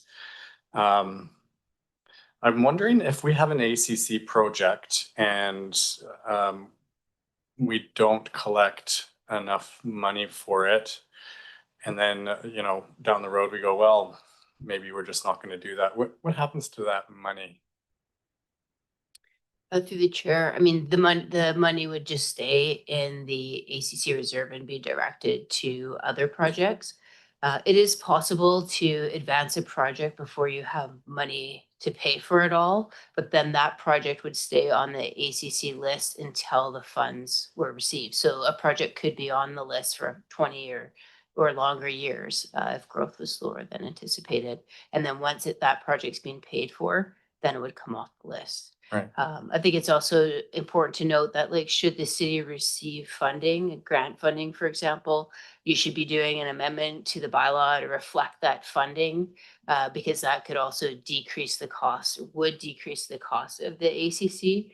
And it's something that is a best practice and it's not always followed. So, considering the market conditions that are in right now, if there's a commitment to apply for funding and you get that funding, committing to make sure that administrative work is done, I'm sure it would be also important to the development community. And then that applies to DCCs, everything you just said? Yeah, the chair, yes, it does. Okay, great. I guess I'm interested in maybe looking at the assist factor and what that could mean. I don't know the numbers off the top of my head, but, you know, could we say, well, for the next 2 years, considering the, you know, economic climate, we'd like to provide a 20% assist factor, which would essentially lower what we bring in for ACCs. Is that something we need to, would that be a lot of work to figure out what those numbers are? Through the chair, the assist factor is council's tool, to reduce the impact of ACCs. The effect is the assist factor amount that it would lower the ACC ends up being a burden on the existing tax base. So as long as you recognize that, that is a tool council has. And you could phase it in. You could say in year 1, it's a 20%, year 2, it's 15%, and so on. And then the cost of that, staff could potentially report back on the impacts. So we don't have to do mental math tonight, but just in terms of, looking at the impact that would be put on the municipal responsibility, that is an option to council. Yeah, and if we did something like that and it turns out that this was a great boon for development, and could we in essence collect more in ACCs than we plan to? Or does the number just, I mean, do we reach our 80% of their allotted responsibility, knowing that we're covering 20, and then we just stop? We just take it off the list and say we've collected money, or I assume it wouldn't be down to the project like that anyways, would it? Yeah, through the chair. I mean, this is why it's important to update these charges regularly and look at what you're collecting and do development projections. And as you do cost estimates on these projects, to also update the costs, because these are basically high level cost estimates. Once they get accurate, the project cost might go up, it might go down, but that does impact the charge overall. So these should be like living, you should be paying attention to the cost, to the development projections, and making adjustments often. The DCC, because you're going to the inspector of municipalities and it's quite a process, they tend to be, a little bit longer. Yours got a little bit too long, in all honesty, but like in that sort of 3 to 4 year timeline for a major review. If you get a huge grant, you should do that minor amendment, and the ministry deals with that differently. But when you're talking about an ACC bylaw, it's just like all the other cities' bylaws, and you don't need that approval from the inspector, but you do need to do some consultation. But I expect if you're bringing forward a grant to reduce the cost of the ACC, the level of engagement for something like that should be quite minor. Mm-hmm. Yeah, I guess my thinking then back to the assist factor is that our development community is telling us that projects might not be financially possible or won't be funded by banks. Banks will see the projects as unfundable. And yeah, it's hard to know.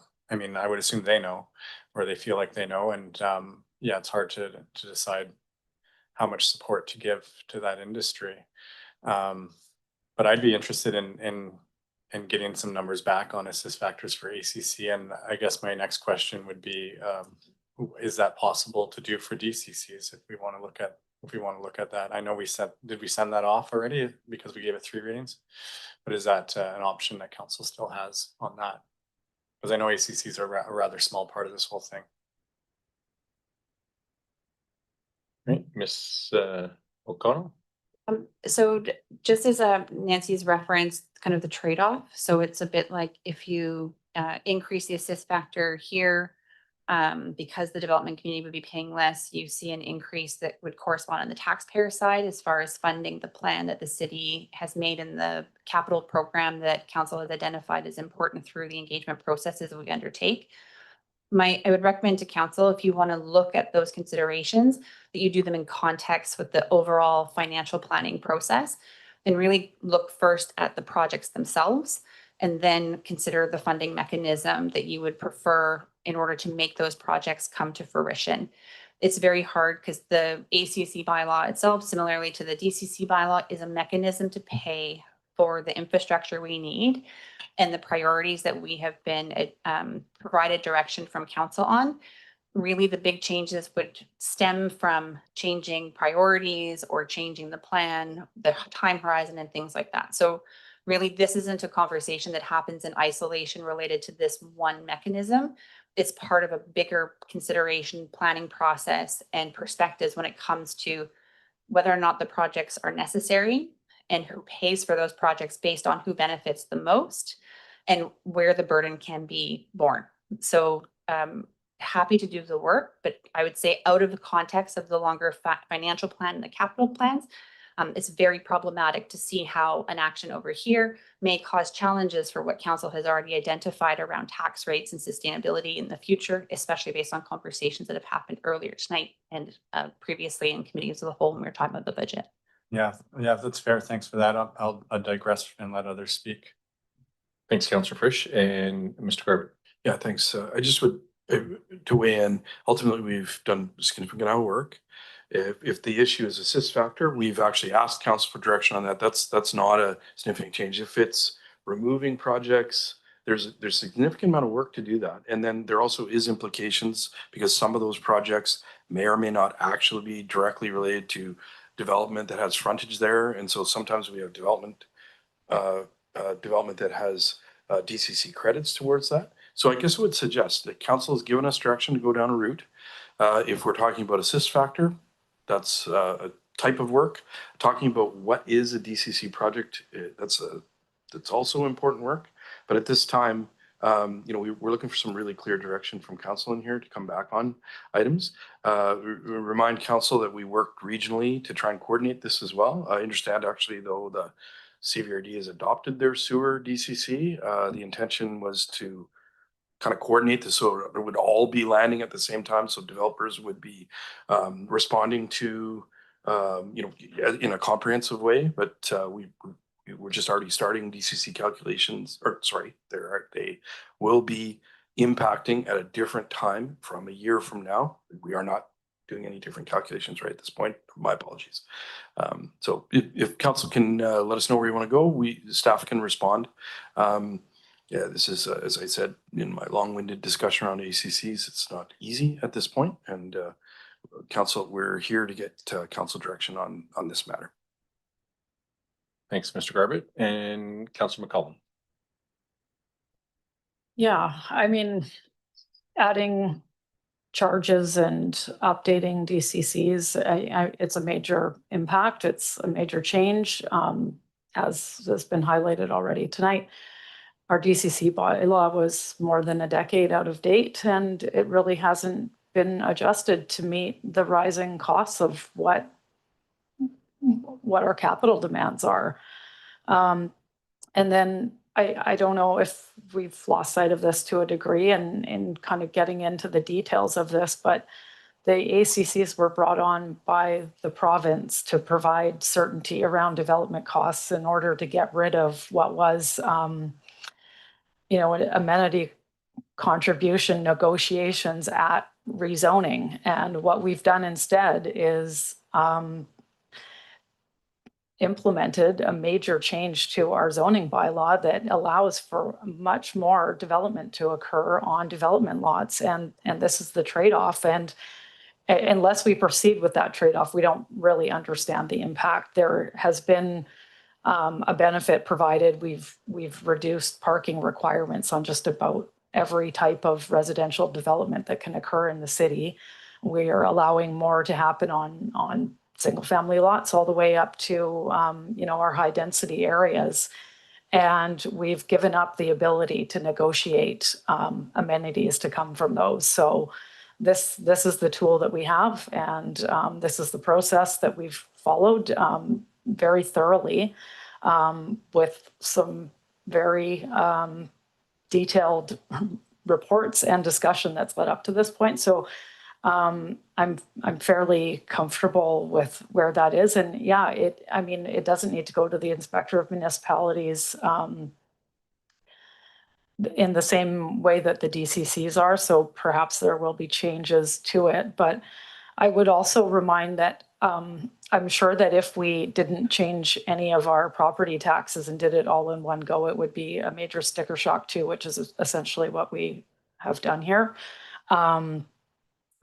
And I mean, our previous discussion tonight around what we're grappling with in terms of property taxation increases, we have a lot of downloaded costs from higher levels of government that used to get, 66% of our capital projects were being funded, and now we're being asked to do, at our sewer committee yesterday, we're looking at $100 million project with basically no funding from higher levels of government. And the end result is that we have to increase things faster than inflation as we're not getting that support. So the money has to come from somewhere. And I'm not comfortable asking our taxpayers to take a bigger piece of that pie than what's fair. So this is the best solution that we have at this point. And yes, there are going to be impacts from it. And if those impacts end up being more than what makes sense, they can be revisited. And I'm comfortable proceeding with what's in front of us tonight. Thank you.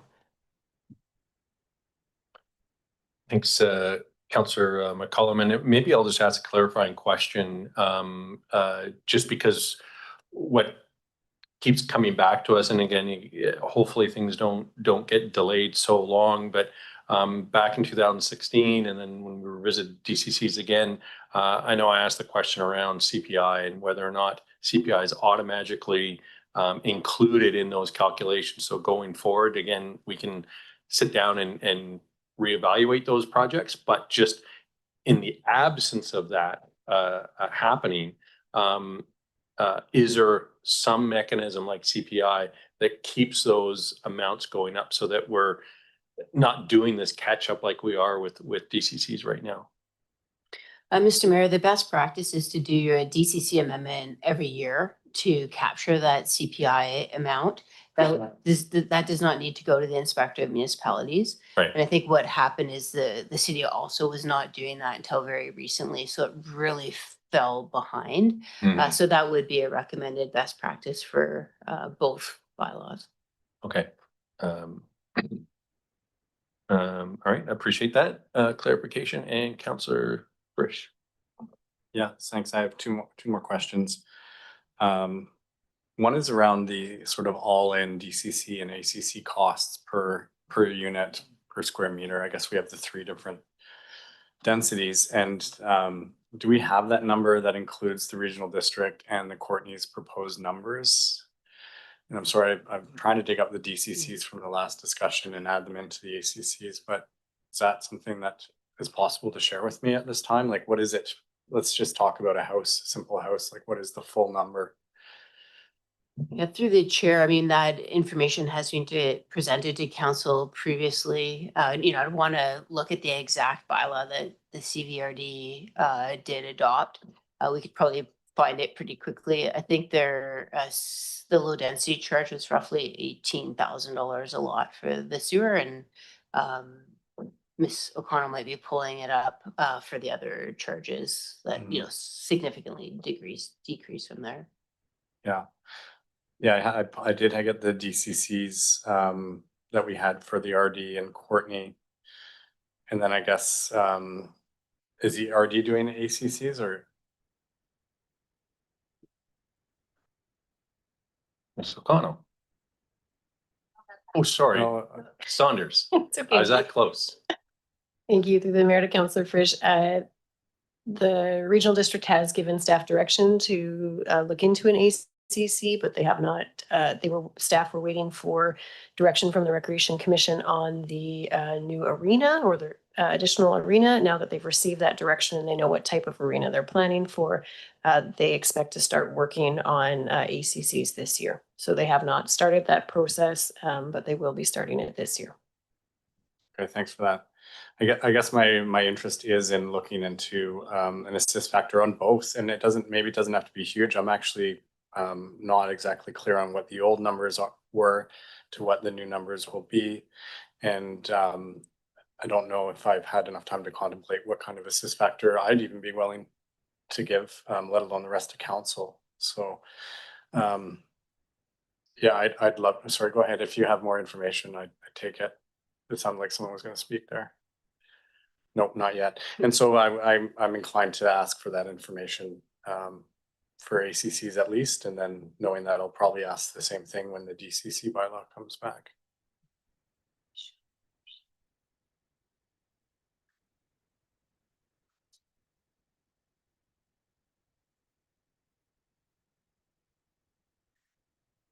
maybe while we're waiting, we can move on to the council warrant. Yeah, I mean, Counselor McCollum gave some examples of how we're trying to help developers with costs like the parking and things like that. And I know that our city manager had mentioned this before around some of those other policy changes in terms of helping to alleviate some of the costs. So I'm just curious whether Mr. Garbett feels comfortable with talking about some other things that are in the pipeline to offset, you know, some of this.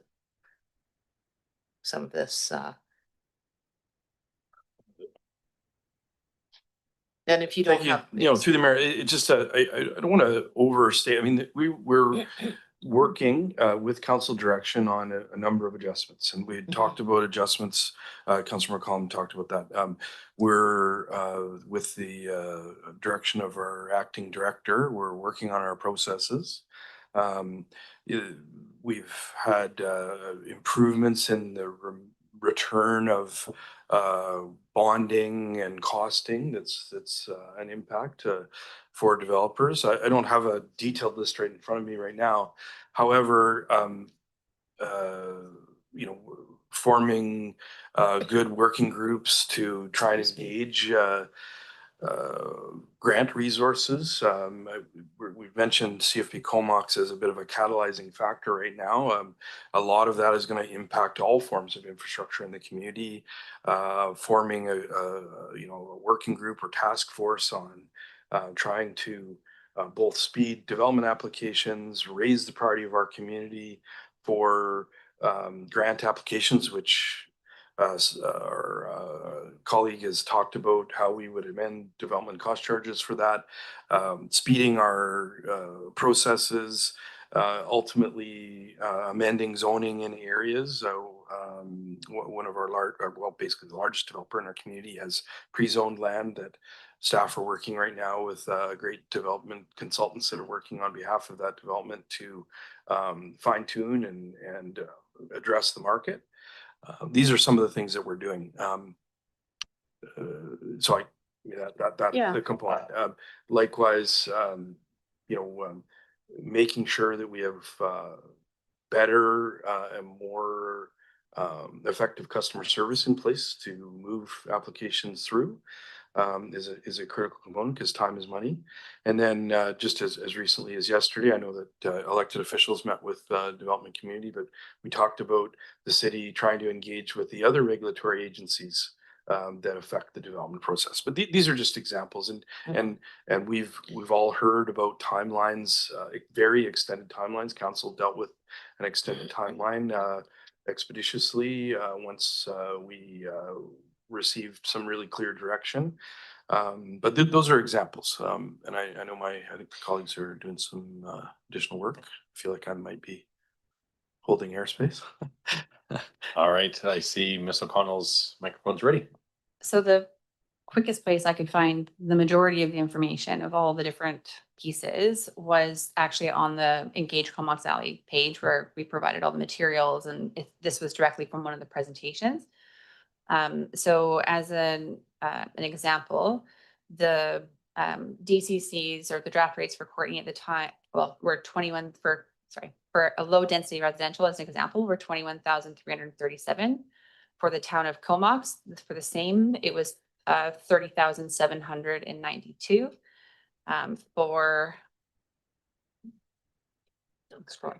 Okay. And then for the CVRD, so for the sewer, it's for low density residential, it's $18,042. For medium residential, it's $9,800 and change. So when you combine those rates, there's like 5 different categories. So you'd have to add each of them up, but we're consistent with our municipal comparators across both ACCs and DCCs and or below. if I could just, thanks for that. I know we're sort of mixing two discussions here. One of the reasons I bring that up is because, you know, we also heard from the development community that, you know, time is money as well.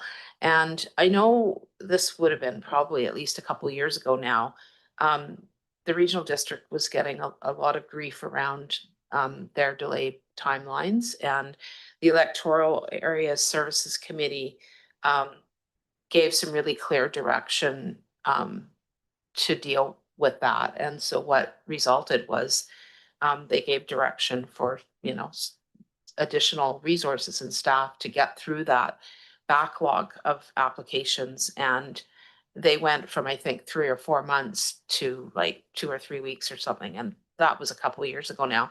So I think, I guess this speaks to the whole engagement piece as well. I think whatever we can do to act on those other things that are costing money and responding to that in a really clear, direct way, I think is important. Like, it can be done. I think, staff couldn't, decide that on their own. That needed to come from the electoral directors, but it's just one example of, I think, just being more, I guess, just having a better read on how those costs,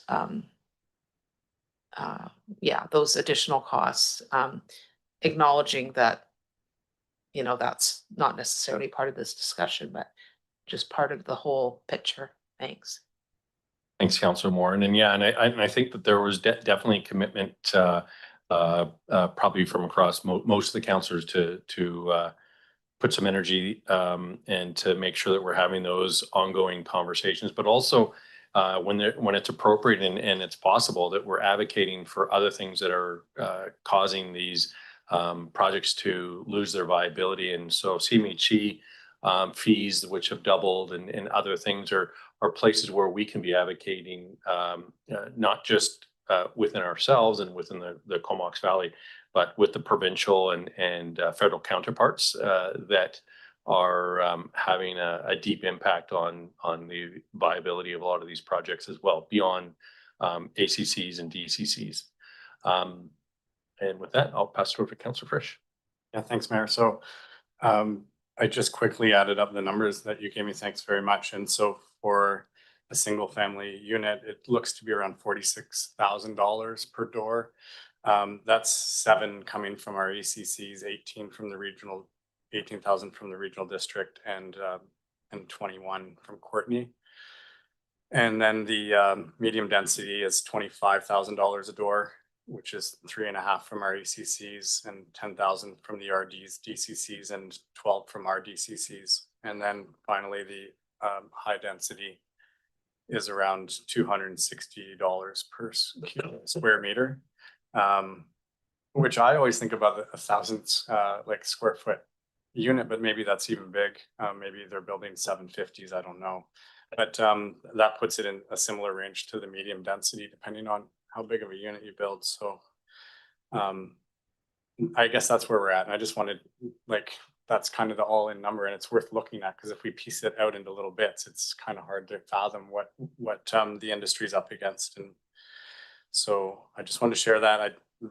We're hearing those numbers aren't possible, and it's going to scare away development or just make it not possible. So in light of that, I would be interested in hearing about what an assist factor of, say, 5 and 10% might mean for us, and how that would change the numbers compared to the old numbers.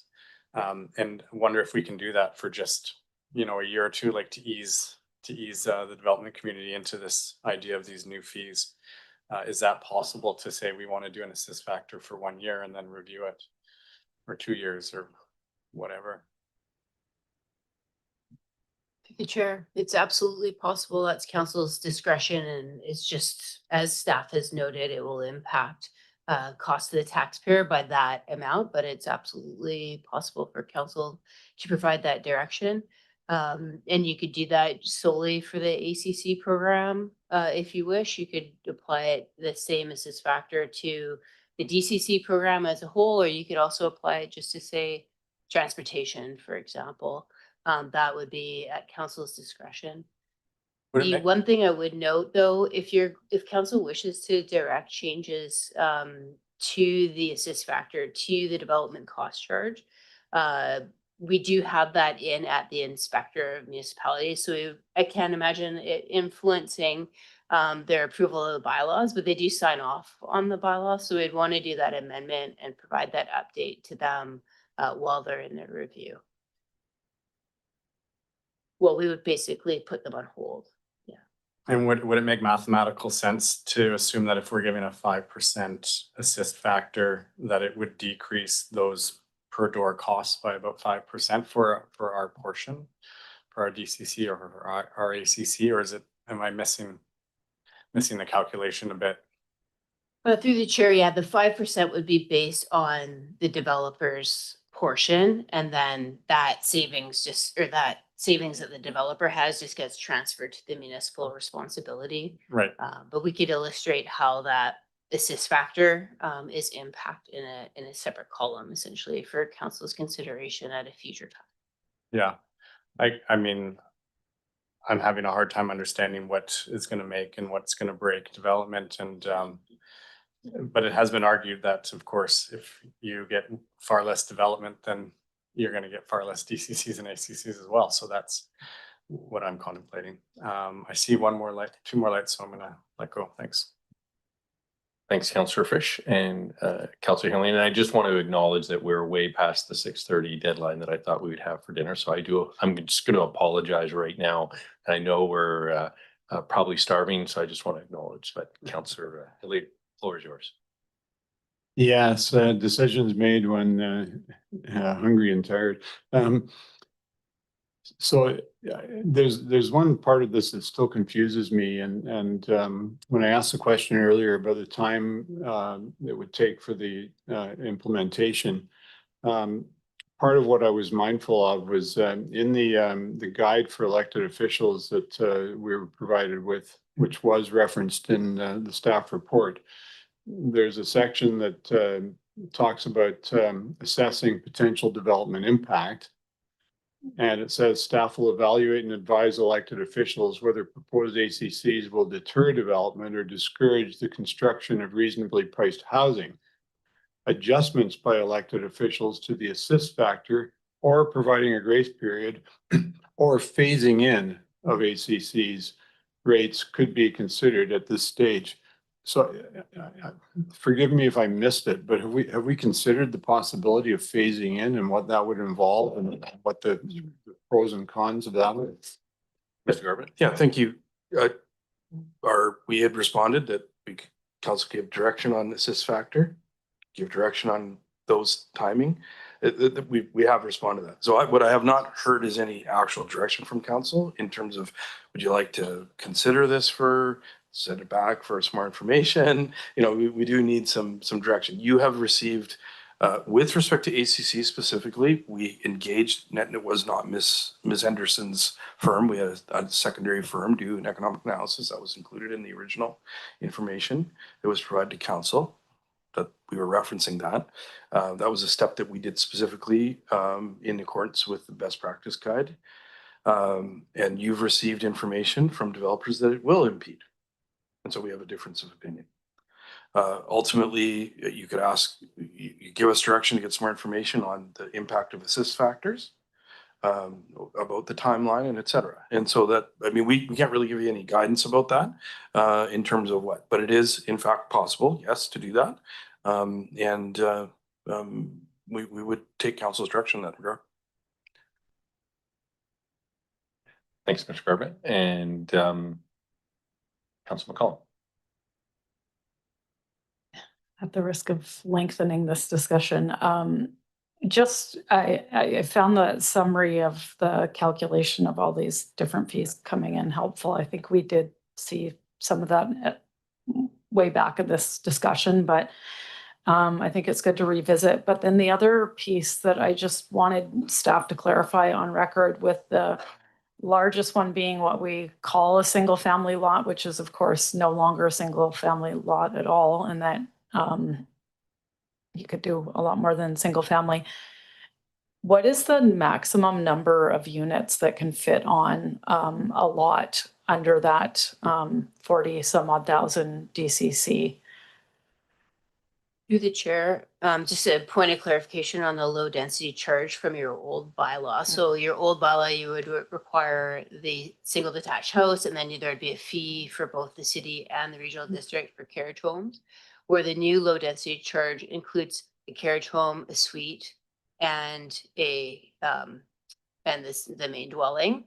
And then if you were to do a duplex, you would essentially charge 2 medium density charges, which isn't that different from just a little bit more than the single low density charge. So that's why comparing the old rates to the new rates is apples to oranges, because there's more that's allowed under that first rate. And then the carriage home, if you had a second carriage home, would go to the apartment rate. I think it's also important to note, and I can't speak for them, but the City Squared work that was done also was looking at inclusionary zoning, which was another tool that council could have used. And it's basically recognized that you couldn't have the increased DCCs, the ACCs, and inclusionary zoning. So my understanding was that council did sort of move away from the requirement of inclusionary zoning. So that's like another example that council already considered when looking at the rates. Like I think there's been a number of concessions over the course of this study, including the reduction of the number of projects on the ACC list and the parks list, to try to fit it into what would be financially viable for certain types of development. Right now in this market, I mean, there's people in the room that could clearly tell you that there's a lot of development that just clearly isn't viable under the existing DCC or a future DCC. But the land use economics work that I believe City Squared did illustrate with some upzoning and other things that the city is looking at, that there were some developments based on the charges not getting any higher than they are that were marginal. Thanks for that. And Councillor Frisch. Yeah, well, I remember you mentioning that before. The single family home includes up to 3 units, and it does seem like a steal of a deal in a lot of ways. And it makes me think maybe we really need to be looking at the high density, and are we discouraging high density, 700 square foot units, 1,000 square foot units, which I think we really want for a lot of reasons. One is the obvious need to densify if we're not going to sprawl, but otherwise the value to our community and using our infrastructure more efficiently. I think there's a lot of advantages to having condominiums and rental apartments. And is this price the right one to incentivize that versus trying to do more single family lots where, if you get 3 units on a lot, it does seem quite affordable that way. Through the chair, just to answer that question, so it's not possible to do a assist factor for a specific land use category. So it has to be by DCC program type, transportation, sewer, water, drainage, for example. You can't say we want to assist apartment. And then when you go back to like, why is the apartment that way? Why does it come out? I mean, it's a very, somewhat of a complicated model that how you calculate the DCC charges, but we're looking at the population projections, we're looking at per household data, and so that's just sort of how it computes out, based on the best practice approach to calculating DCCs. So to tinker with the apartment one specifically, like you'd essentially be sort of tinkering with like people per households or like equivalency factors, which are like technically based engineering requirements. So it's really difficult to kind of look at that one land use category and say, I really wish that would be lower. Okay, thank you for that. Makes sense. So in light of that, I'd be interested in having staff come back with a little more not information, actually, just some option around some grace periods, maybe 3 months, 6 months, and some assist factor, 5 and 10%. And I can put that into the form of a motion if that's okay with you, Mayor. So I'll move that staff come back to council with options for a grace period and for assist factor for the ACC bylaw. And Mr. Garbett. Need a little bit more on what type of grace period and timeline, just if we can assist that, because we need to be more specific there. For phasing? Sure. Would you like me to restate a motion? I think so. Okay. I know it's getting late and we're at that point, I'll but do my yeah. best. I'll move that staff come back to council with options for phasing in the ACC bylaw for 3 and 6 months, and also for an assist factor of 5 and 10%. And well, and one's already provided, so.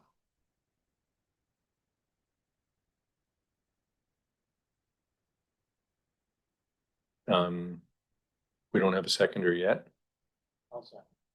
Okay, and do you want to speak to it further? Well, yeah, I'll just to clarify, like, I'm interested in the grace period. Like, if we do end up passing this winter, you know, maybe we do push it off for a few months just to give a bit more time. And then also the assist factor for a period of time, whether it's a year or 2 years, to be reassessed later on. You know, maybe the market conditions change. Maybe we find that it's not such a big scary thing after all, or maybe we find everything's dropped off the map and we need to reconsider how we're the projects we're looking at, basically, I guess. And so that's why I suggested the 5 and the 10%. Okay, is that clear to anyone? Well, I think it's getting written up right now, and then excuse me, once it's up on the screen, you can just confirm that reflects your intent. That's perfect. And if after factors of 5 to 10% for say 2 years, I don't know. I guess we can change that when it comes back to see what those dollars look like, but. And it might be, rather than dashes, the word "and," just because that just kind of articulates the. Yeah, I just 5 and 10%. You're right. We don't want everything in between. Thanks. That's perfect. Thank you. So yeah, okay. And Councillor McCollum, is this to the motion on the floor now, or? Yeah, it's just a clarifying question. So if we provide this direction to staff, I mean, this is around the implementation of the amenity cost charge bylaw. Could we proceed with first, second, and third reading, and then this would inform adoption, or would this have to delay the readings of the bylaw as well? Ms. O'Connell? So it depends. If the intent or the belief is that the report coming back would result in council's desire to amend the bylaw, for tonight, I would recommend you consider first and second. That way we're not considering having to rescind third reading. At the same time, having the bylaw split and now potentially moving out of sync with the DCC bylaw, that will also have kind of some implications as well. So yes, you can consider first and second reading, provide the direction based on this, and then essentially I wouldn't bring the bylaw back for third reading consideration until we've had a chance to undertake this work and report back to council. And whether or not the DCC bylaw comes back from the province before then or not, the timing may be off, which will impact our current work because we're actually preparing to implement some of these fees and get all of our ducks in a row for when that time comes. So we'll just have to do some tweaks on the work plan as well. Okay, thanks for that clarity. All right, thanks for that clarification. And Councillor Moore. Thanks, Mayor. So just reflecting on what Ms. O'Connell said earlier around how there's a domino effect with the tax rates, et cetera.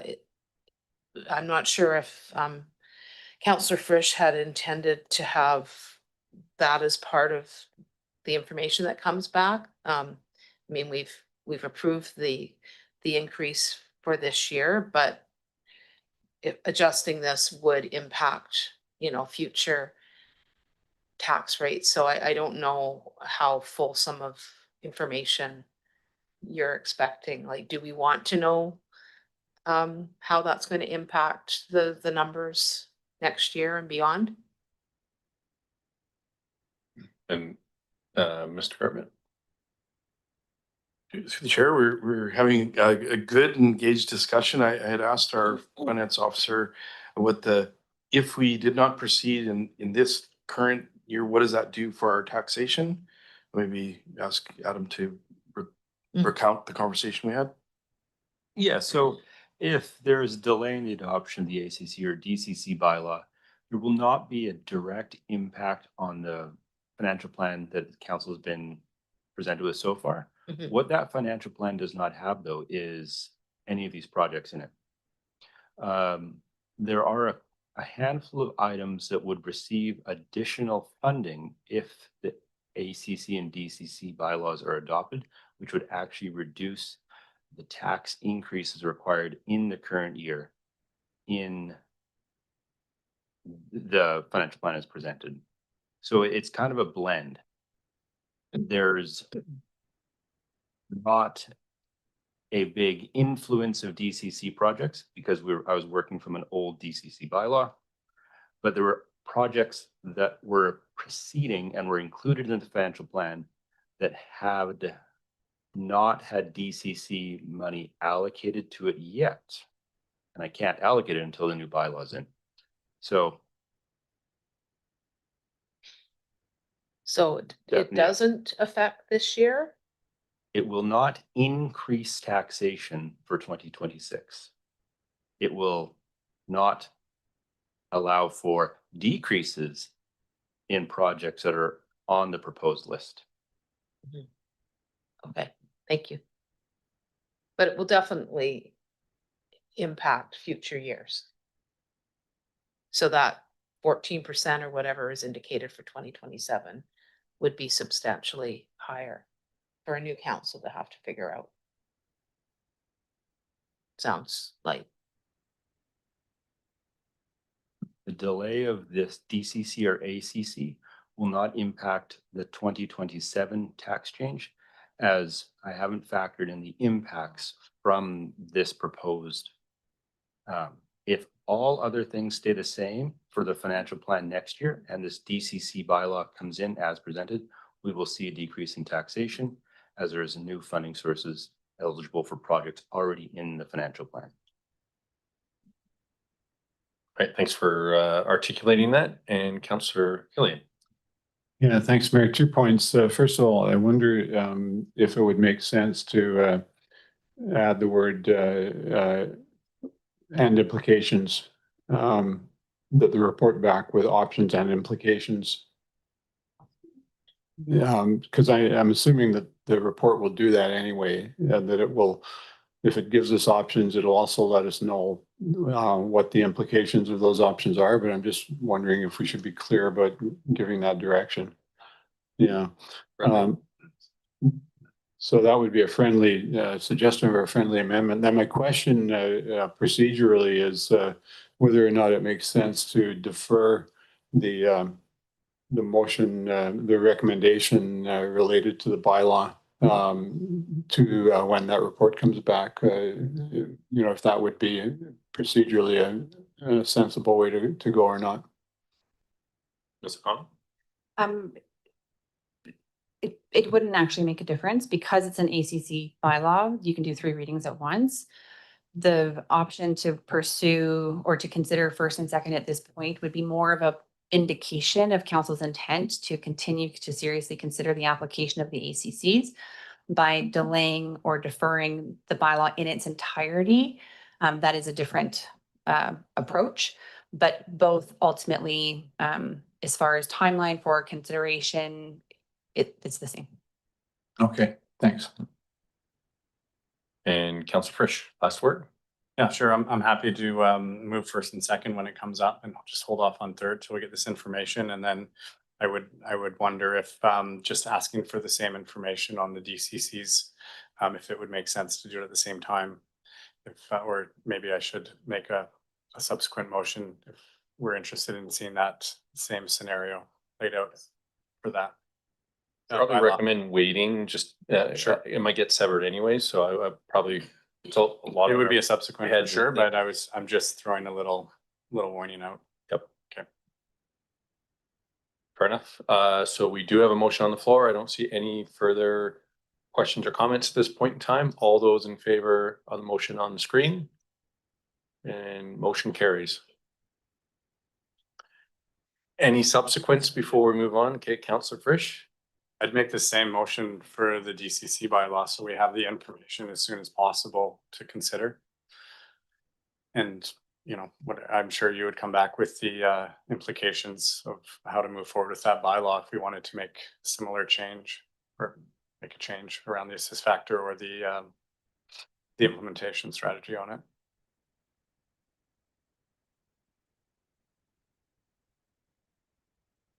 I don't see a seconder for your motion, so I don't believe that's going to move forward. Okay. I can read it if that wakes you up. No, it's been seconded. I do see Ms. O'Connell has her mic on as well as Councillor McCollum. I'll go to Councillor McCollum first. Thanks. I just want to say that I am not in favor of revisiting this. I think we've gotten far enough in this process that this doesn't serve us at this point in time. And there has been a fair amount of work, both with our staff and and our municipal partners to align this process. And we've passed third reading. It's gone to the Inspector of Municipalities, and this will have a major impact on the cost of property taxes for our residents if we're going to wind this back. This is work we have been asking for and desperately needed to do 5 years ago, and I'm not in favor of slowing that down at this point. So I'm not in favor of this motion. Thanks, Councillor McCollum. And Ms. O'Connell. Thank you through the mayor to council. As council knows, I'm currently the acting director of development services. We are in active recruitment for the replacement. Part of me coming into the development services department over the period of time was very specifically to work on internal systems in order to improve service provision and service levels, specifically looking at the KPIs, the systems, and the structure itself. I will say that undertaking this work, it will have a capacity impact on that. And I do have a finite timeline for the amount of time I can be in development services with the election coming up in the fall. It was not my intent to stay in this position longer term than that. So in the event of, we can come back with this information, but I do want you to know it's likely not feasible to do both in tandem without one impacting the service processes internally. I just don't have the staff that are able to help and support and manage a project like that. As you know, we're currently working on the OCP update. We're working on repeal and replacing the zoning bylaw. There's a lot of work going on in the building services division. We are challenged to resource this. So it will be a bit of a trade-off for council to determine where those resources need to be allocated at the staff level.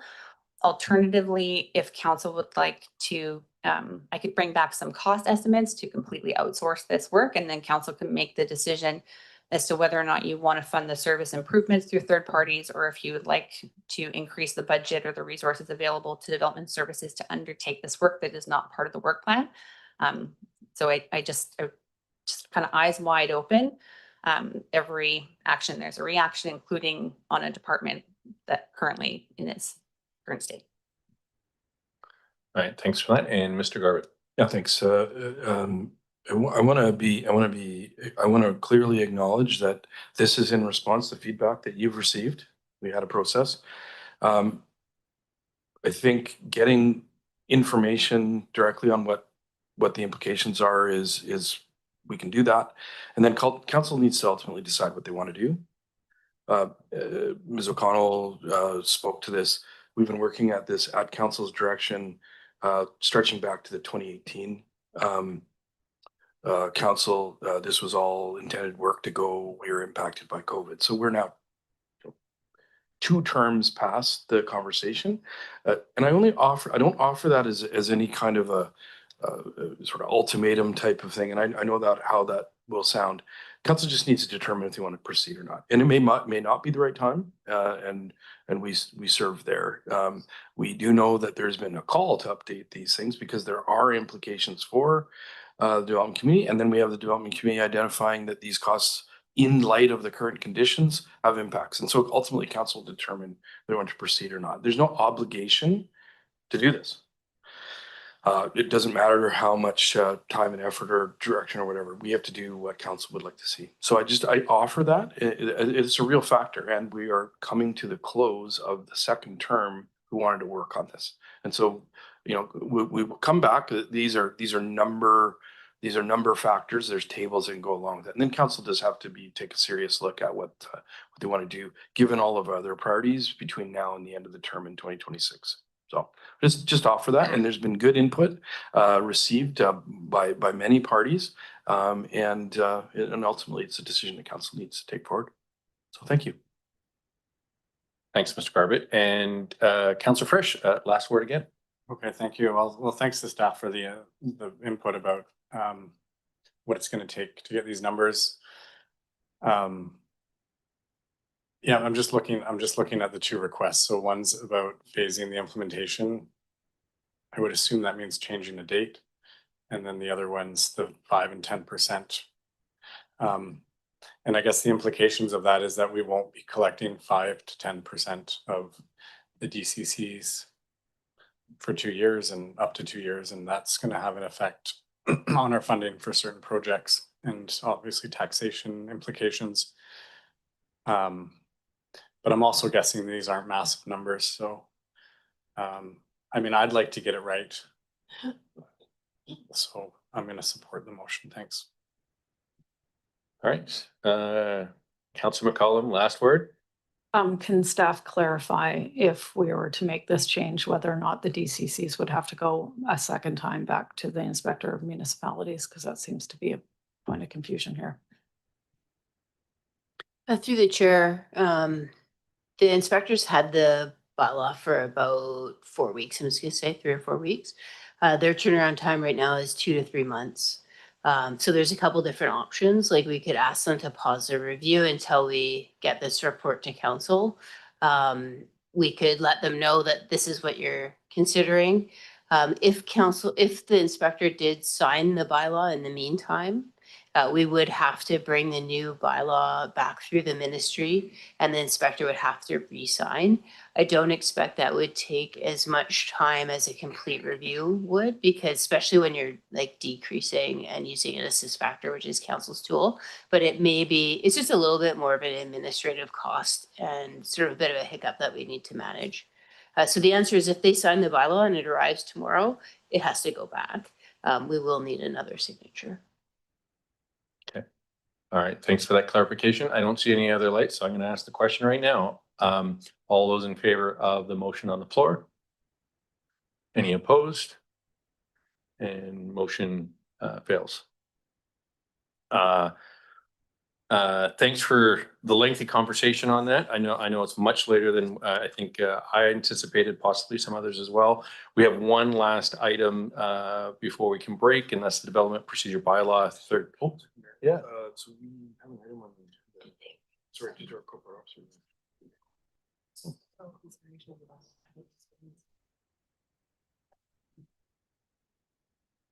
Yeah. Are they giving you the read?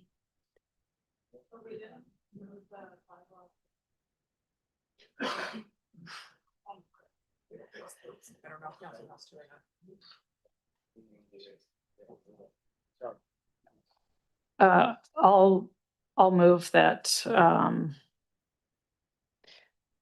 just making sure that I am not missing anything here. I think the only change, okay, so I'll move the recommended motion with the change being that council give first and second reading to the amenity cost charges bylaw 3207 as amended. Okay, so that's been moved and seconded. It's just first and second reading only. All those in favor? Any opposed? And motion carries. Sorry for jumping the gun on that one. And Mr. Garvey.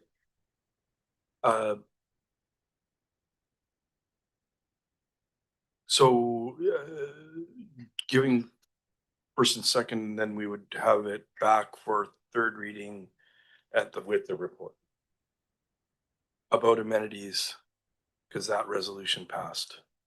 Thank you. Just want to make sure we're on the same page. Yeah, Thank you. and what I'd heard is that we could do this for first and second, or do first, second, and third because it's an ACC. So that's why I was less concerned about that.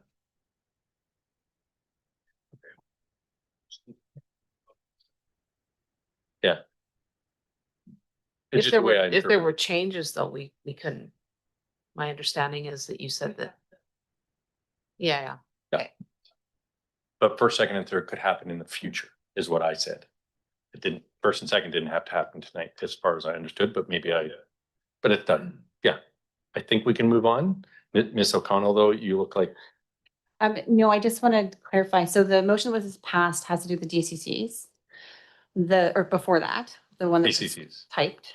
No, it said DCCs, the one that was shown that on. failed.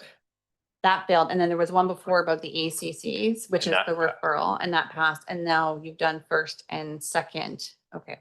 And then you're still, because that motion as recommended included the twinning with the DCCs. Right? Because the only change that was made was the number of reasons, like the number of readings. It will depend on the timing and what council decides to do and where we are in that. So we don't have to take it out then. No, you can just leave it for now. Yeah. But just to clarify, so resolution 11.11 had the second thing, which the desire, which is in the interest of everybody's calculations, to twin whatever happens with the ACC and whatever happens with the DCC, to have the timing coincidental. Okay, thanks. Thank you. All right, much appreciated.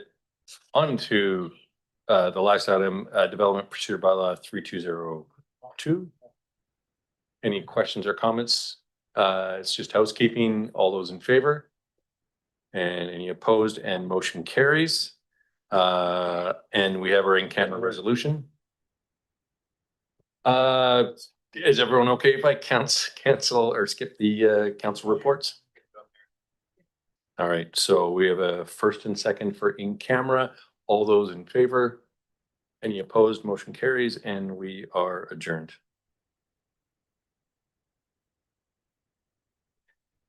All right,